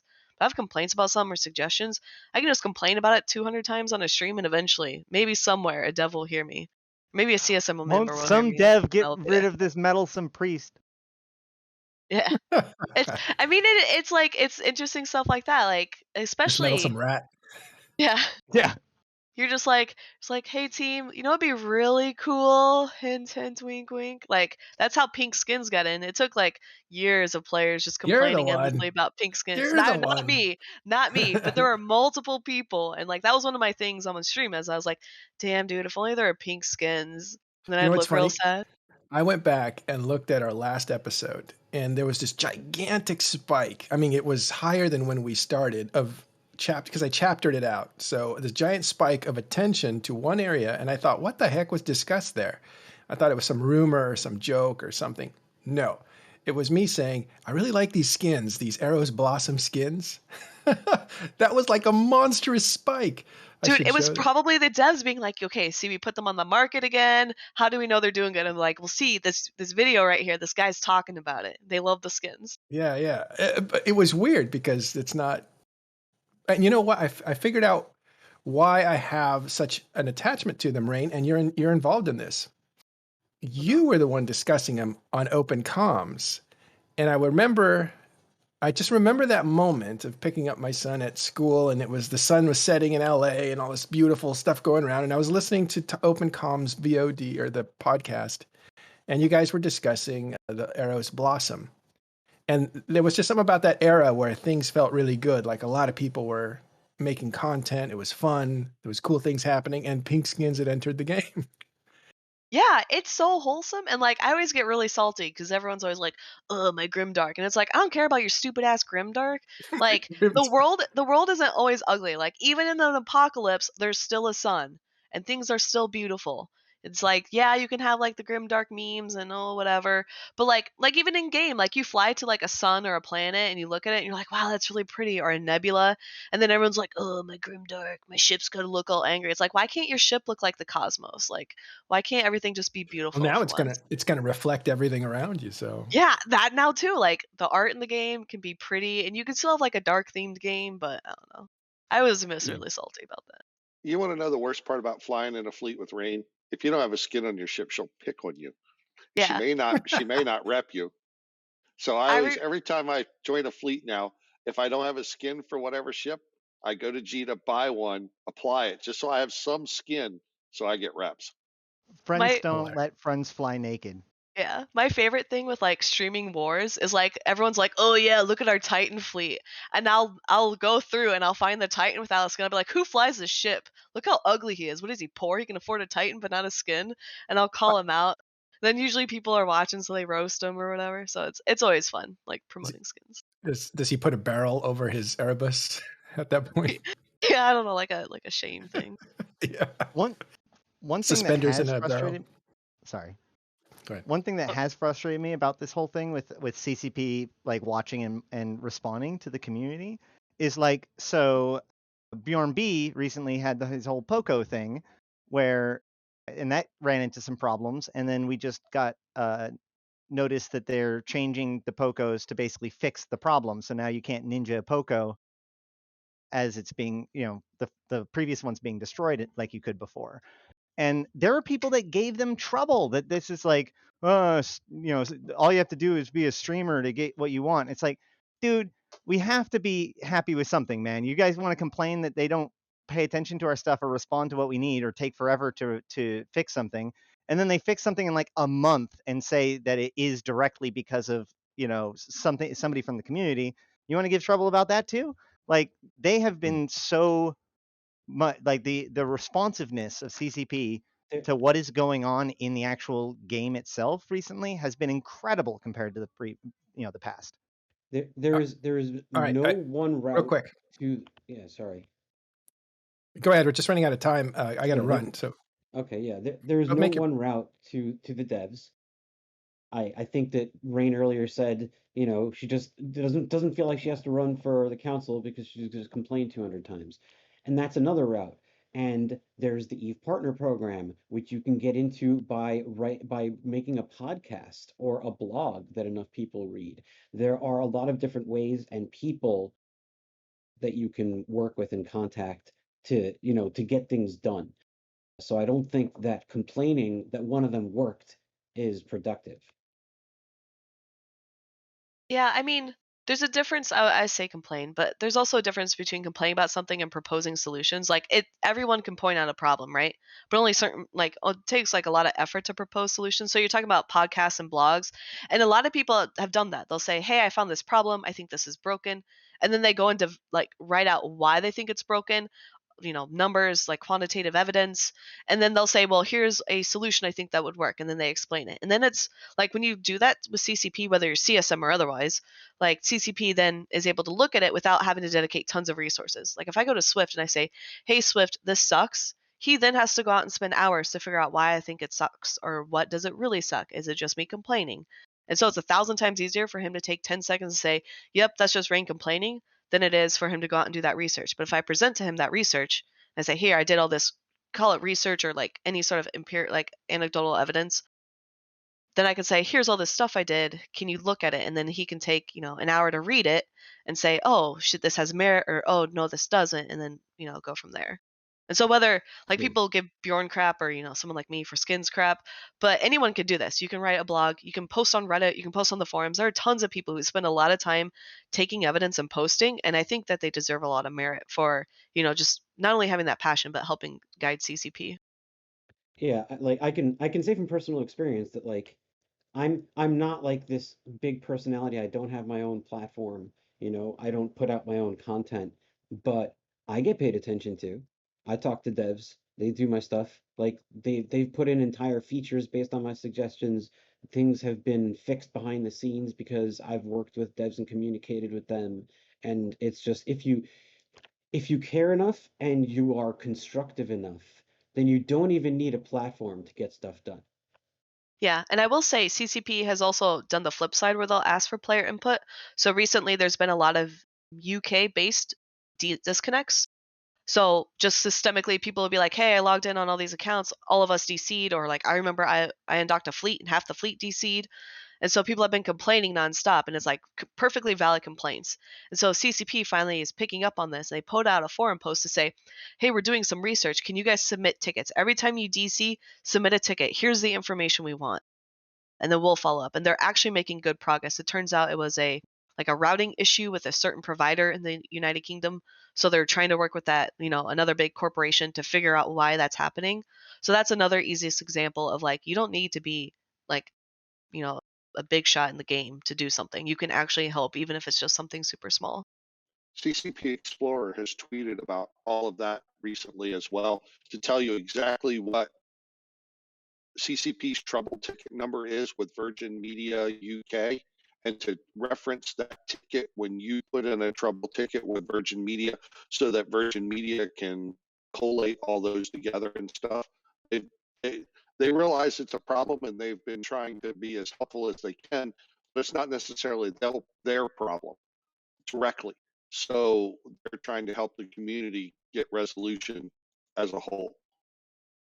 Yeah, and I posted the forum link too. So if anyone's affected by that, or let's say you find a friend who is, or someone else, feel free to direct them there. Hopefully it gets fixed. I mean, like, people disconnecting from the game is not fun at all. It's not fun for anyone, whether you're flying against them or with them.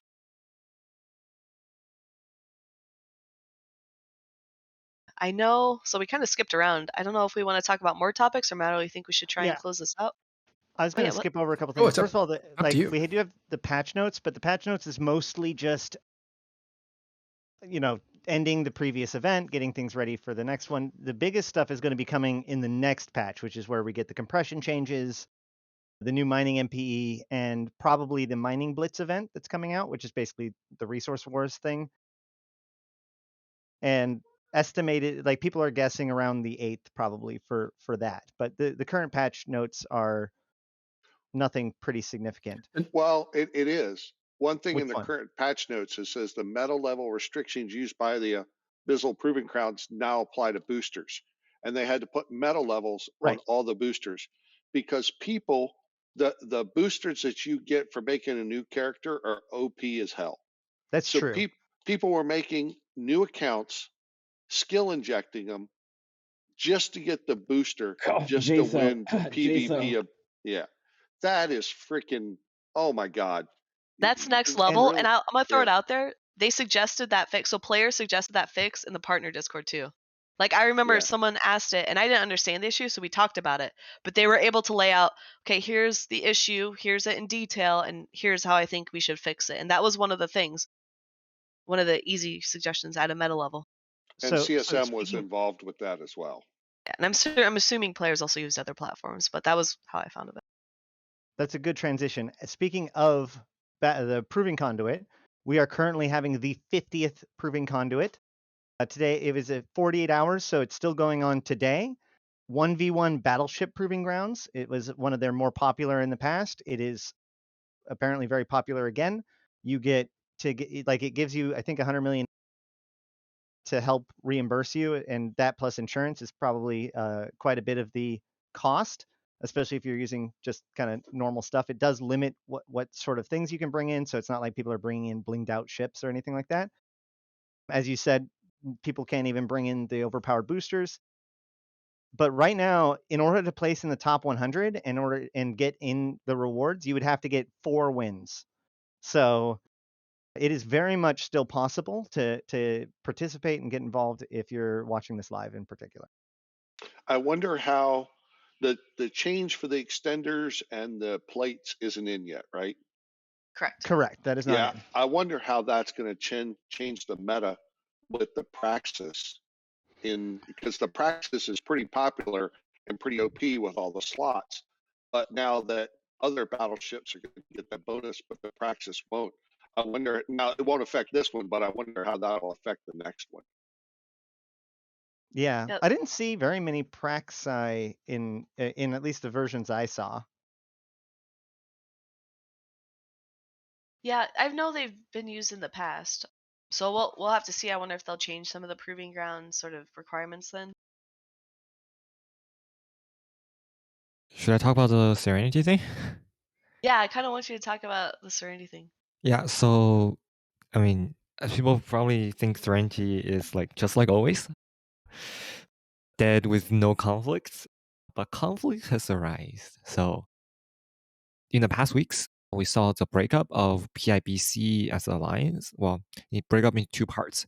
So if you look at this map right now, traditionally PIBC has been separated into 2, the north and the south.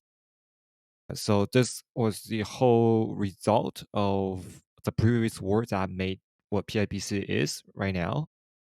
So there have been a lot of problems with having 2 regions or 2 separate areas for the entire alliances, different rats, different policies, even though you're under the same alliance tag, but things are very different and they are organized differently with different leadership, and there's only one person at the top, which is Mental, who are organizing them both.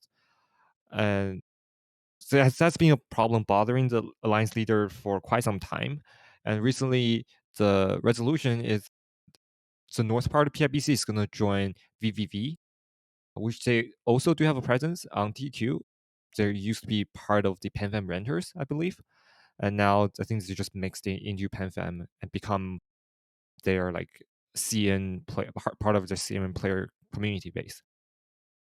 So right now, a big war. So when they broke up into two, basically the north part of PIBC joined VVV, it was said that it's a peaceful one and that things will remain in order and both sides will become friends, same as what things would look like before. But today, well, just a few hours ago, we got the news that VVV has started Wardeck PIBC, and that's a start of entire server war, essentially. So we don't know much about it yet, but we know that there is going to be a war. Most likely that involves the two huge coalitions, well, two huge alliances, basically. The north part, generally speaking, is better equipped and have more experienced FC than the south part, but because a lot of the south part of the PIBC moved to Tranquility and what was known as AOM before the whole drama thing happened.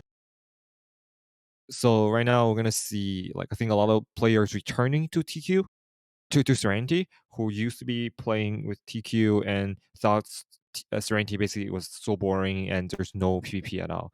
And a lot of players back in the days who were involved in some sort of conflicts will be back all those FCs, and I think there will be a lot of interesting battles and a lot of interesting conflicts that we're going to see in the future on Serenity server. So, who are you cheering for? Have you picked a side? Well, I used to be part of AOM, so the problem is back in the days, people were coming from the north and the south to AOM to TQ, so there were a mix of both. So yeah, we're gonna see. So you have friends on both sides. So you're just Yeah, really. yeah. Are you gonna? So you mentioned a lot of folks may go from Tranquility back to Serenity to partake. Or do you know, like, are you going to, or do you have friends who are going No, to? no, no. Well, I only play on Tranquility, but I know a lot of people who, let's say, will invest more of their time, I would say, on Serenity. So they will Okay. still keep playing Tranquility, but it just when there's, let's say, during the CN time zone, when they're online, most likely they'll join that conflict instead of, let's say, fighting in Losec or like roaming stuff like that. Alrighty. I'm curious then. So, like, I know when we had Wars and Eve, a lot of people streamed them. Is that common on Serenity? Like, do you guys have content creators or anything like that? Yeah. They do content. They do streaming.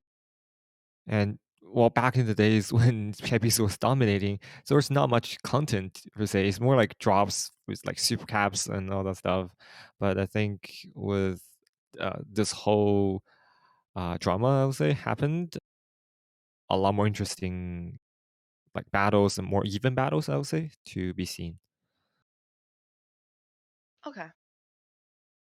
So I'm looking at the map too, and I noticed the two giant white blobs. I'm assuming, is that VVV and PIBC split, or?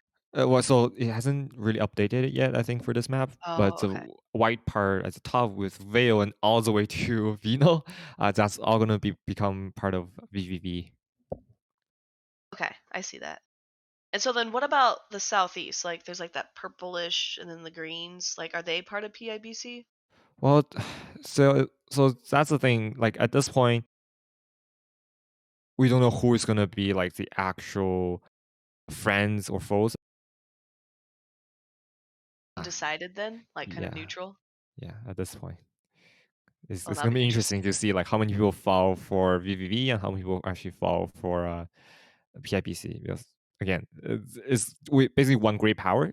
So VVV was actually part of the giant coalition on that server, and they were friends with PIBC, and they were good friends with PIBC. But I guess time has come and like friendship bureaus and all that stuff, and so now they're in a conflict, and a lot of people needs to choose side. Yeah, I was gonna say you said if both PIBC and VVV were friends and they were empowered together. Hold on. What would happen if? Hold on a sec. Oh, excuse me.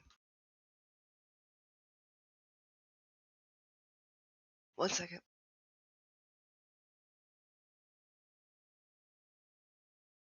I'm gonna say what I was gonna say, which is that just like TQ, there's a giant Keepstar staged in perimeter right outside the Cheetah gate. And the interesting thing to watch is that VV said they're gonna blow that up. And in that Keepstar, many people have a lot of their assets in there. And like back in the days, we're still currently trading. And it's been interesting to see if that actually end up happening.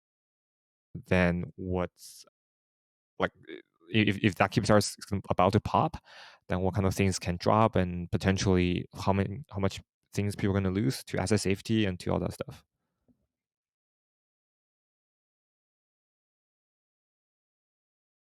So is that like a staging Keepstar then? Sorry, I have a cold, so it's like been murdering my throat.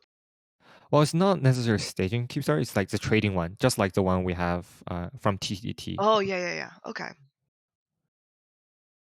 Is there always an option that all the third parties could like create a third party, like a giant third party coalition? Well, it's possible, but again, and that's question comes to: are you really able to fight against the other two, or are you just going to choose a side to fall with?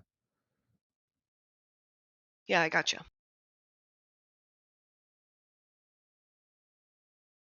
Sorry, I keep coughing. You can't see me on camera. Oh, yes, we can. My left eye is tearing up from coughing so hard. I see your cat abandoned you too. You start It coughing. scares Cat's her. like, I'm out of here. Yeah, it scares her. Sorry, Shen. Okay. Well, was there anything else on that particular topic? Because I mean, looking at the map, it doesn't look like VVV has a great deal of space. I take it they have numbers. Yeah, but if you imagine the north part in PIBC, it's all going to become VVV space. That made it much more even than what it Yeah, seems that right now. the white blob. What is what he's Yeah. talking about, Nick? Okay, so basically, we're going to have to probably wait for an update to the map here soon. Yeah, like majority of the Grista space, I would assume.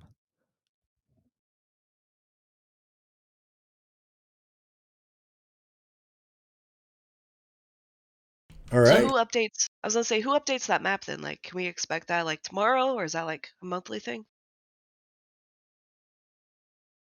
Let me look.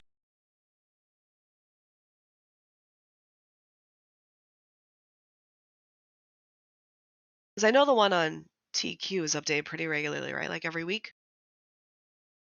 Right, but it takes, when you attack an iHub and change it, and then the iHub changes, but the TCU doesn't change because no one cares about the TCU, but the TCU is the flag that drives the update.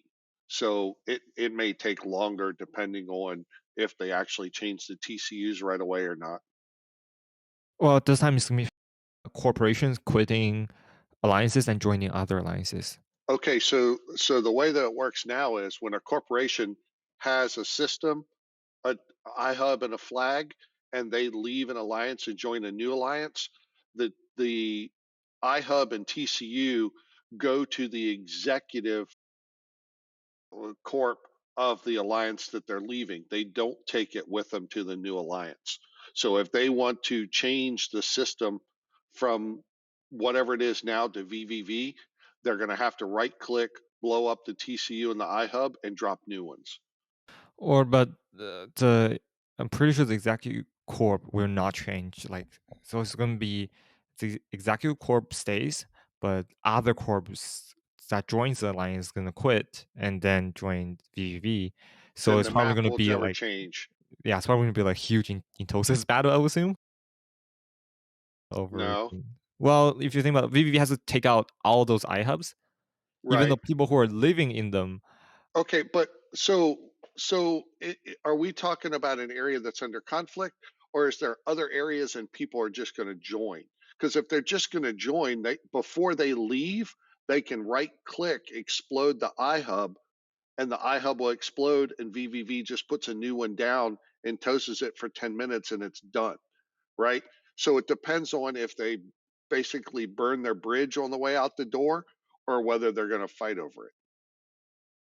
We'll have to wait and see, I guess. We'll have to wait and see. I think, yeah. The But that'll determine how fast the map changes. Okay. So then, like, how does fighting usually work then on Serenity? Like, if I'm thinking TQ, it's always at borders. I'm assuming the same's for Serenity. Yeah, well, the different thing is you don't have different time zone, and that's one of the reasons why PIBC was able to dominate, I would say, just because timers usually come out around the same time, and everyone basically gets on this at the same time. So battles are bigger, I would say, because imagine like the EUTs and USDT squeeze into one, or just all 3 time zones squeeze into one time zone. You see a lot of people, but that means it's gonna be like no conflict for like the entire day, and then spike during the night type of thing. Will that change if there's people who like let's say they're in school and it's a holiday, or maybe they don't have a job, they can just like or work from home? Would they like log in and play during off time zones to like try and do like guerrilla warfare or something like that? Is that possible? Yeah, I would say let's say in TOSIS maybe. If like it depends on the window, of course. But right now, let's say eating out using filaments and things like that will be much more fun than what it used to be back in the days or a few days Nice. ago. Okay. No, that's interesting. I'm excited to see how this turns out because everyone always uses Serenity as like the whole like super passive server, and now that's not the case. Yeah, it'd be interesting. We'll see.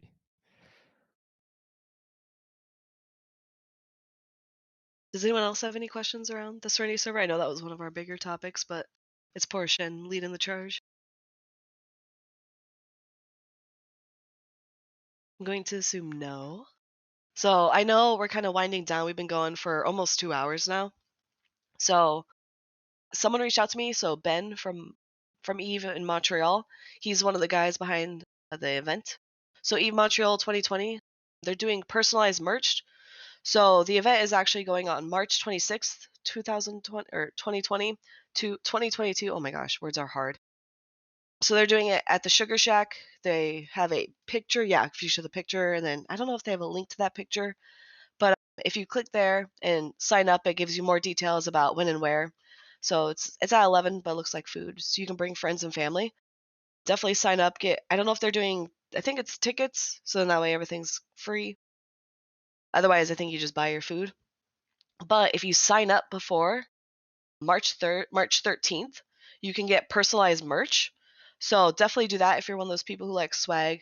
They have somebody there doing personalized merch for everyone, but only if you sign up early. So if you show up at this like same day, you're obviously not going to be able to get it. There's a lot of stuff for unlimited bacon. I just noticed that. I thought it was a little logo for the all-you-can-eat buffet. So sign up if you're in Montreal or able to make the trip.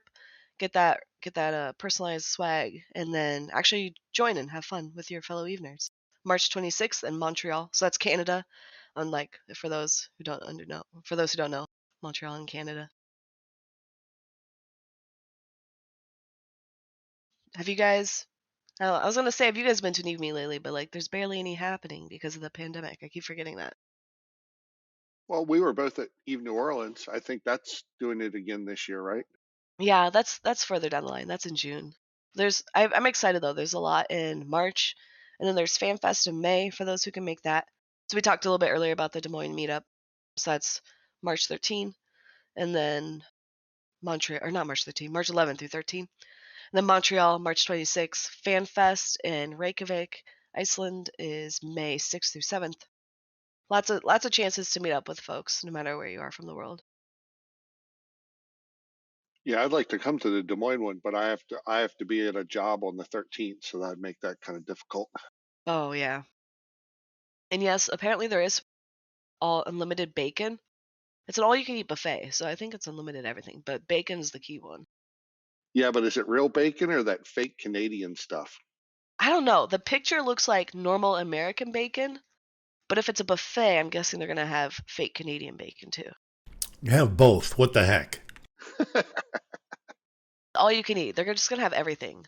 What's it called? Poutine? They're gonna have that too. Timmy's. They're probably gonna have Timmy's or whatever. Tim Hortons, not Timmy's. Nasty coffee. What? You can't say that about Canada? You know how Tim Hortons was made? it was the guy liked the nasty coffee at his kid's hockey game or something, so I tried to replicate it into a store. I'm unbiased with coffee because I have terrible taste buds, so I never know if coffee's good or bad. Having Tim the Hortons, origin story start at a hockey game feels like it's so Canadian, it's fake. but Tim Hortons is owned by Burger King now.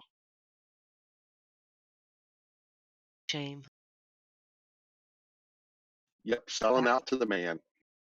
Nah, it's a large shame though. That's a classic. Everyone's hating on Tim Hortons. What the heck?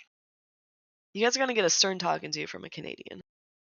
That's what I'm hoping to just stir up something in chat. That's the only reason I said it. All the Canadians come out. You don't want to make Canadians mad. You know what's What? really bad Both of them? is as soon as I'm done with this, I'm getting ready to put Canadian bacon on my Blackstone and cook it so I can make homemade egg McMuffins for lunch. Sounds awesome. I'm excited though like this Montreal meat looks cool. I want to see what the swag is. I'll send you a picture when I'm done. All right. I was not given what the merch was, so it says personalized merch. So I'm guessing that's swag, and I don't know what it is, but I'm hoping people can go and then show us what it is because I was not told. Maybe it's like a surprise.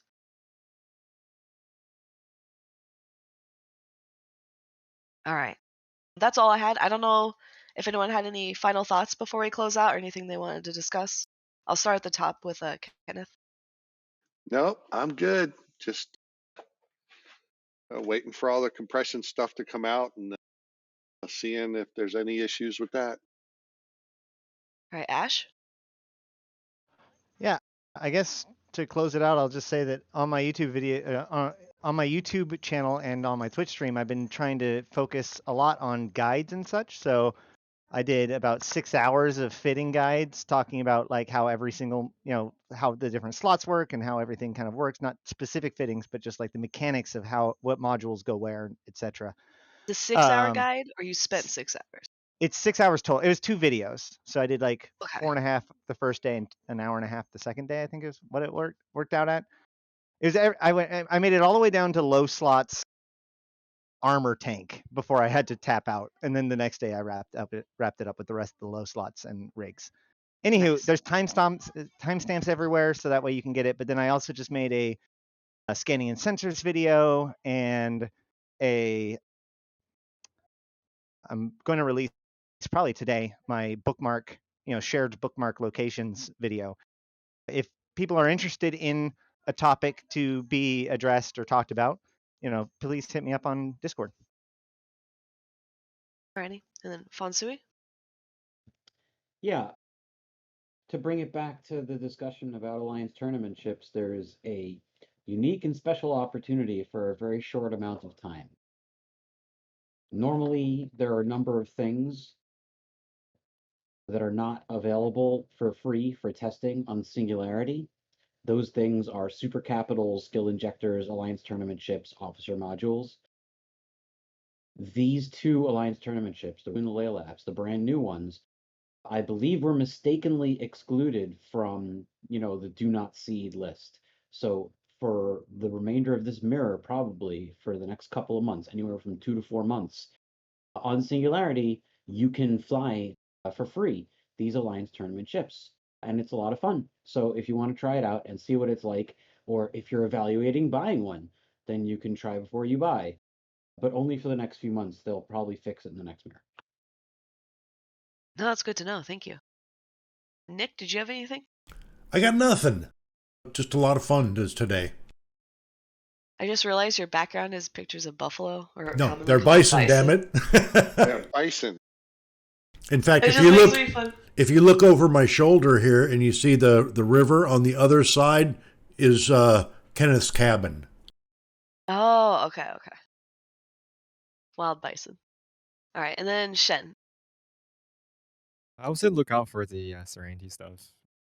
But other than that, waiting for some big changes still on the way. But yeah. Yeah, thank you for talking about Serenity. That's something not a lot of us get insight to, and I'm looking forward to sort of the development of this war because I feel like we're gonna get lots of updates from you and hear more about it. Yeah, I'll try my best to get as much info as I can. No pressure, right? Well, just Alliance meeting leaked, type of thing. Oh, Just listen to them. oh yeah, that's true too. I don't like leaks. I always like hearing stuff directly from people. And so with that, we're gonna close out today's episode of Talking in Stations. I'm not sure who Nick has in mind to raid. I know CCP is live if you want to go cheese your points. Otherwise, we'll pick another random person out there to raid. Yeah, it's Thank you all. gonna take me a moment to get it set up. Sometimes Twitch doesn't like me. That's okay. Twitch doesn't like me either. But so we're gonna do a raid. Thank you everyone. Shout out to the folks probably listening afterwards on YouTube. This may or may not be cut, but we still think of you. And then thank you everyone in Twitch chat for hanging out. Rain doesn't know her animals. Whatever, dude. They're like almost extinct. Bye everyone. Appreciate it.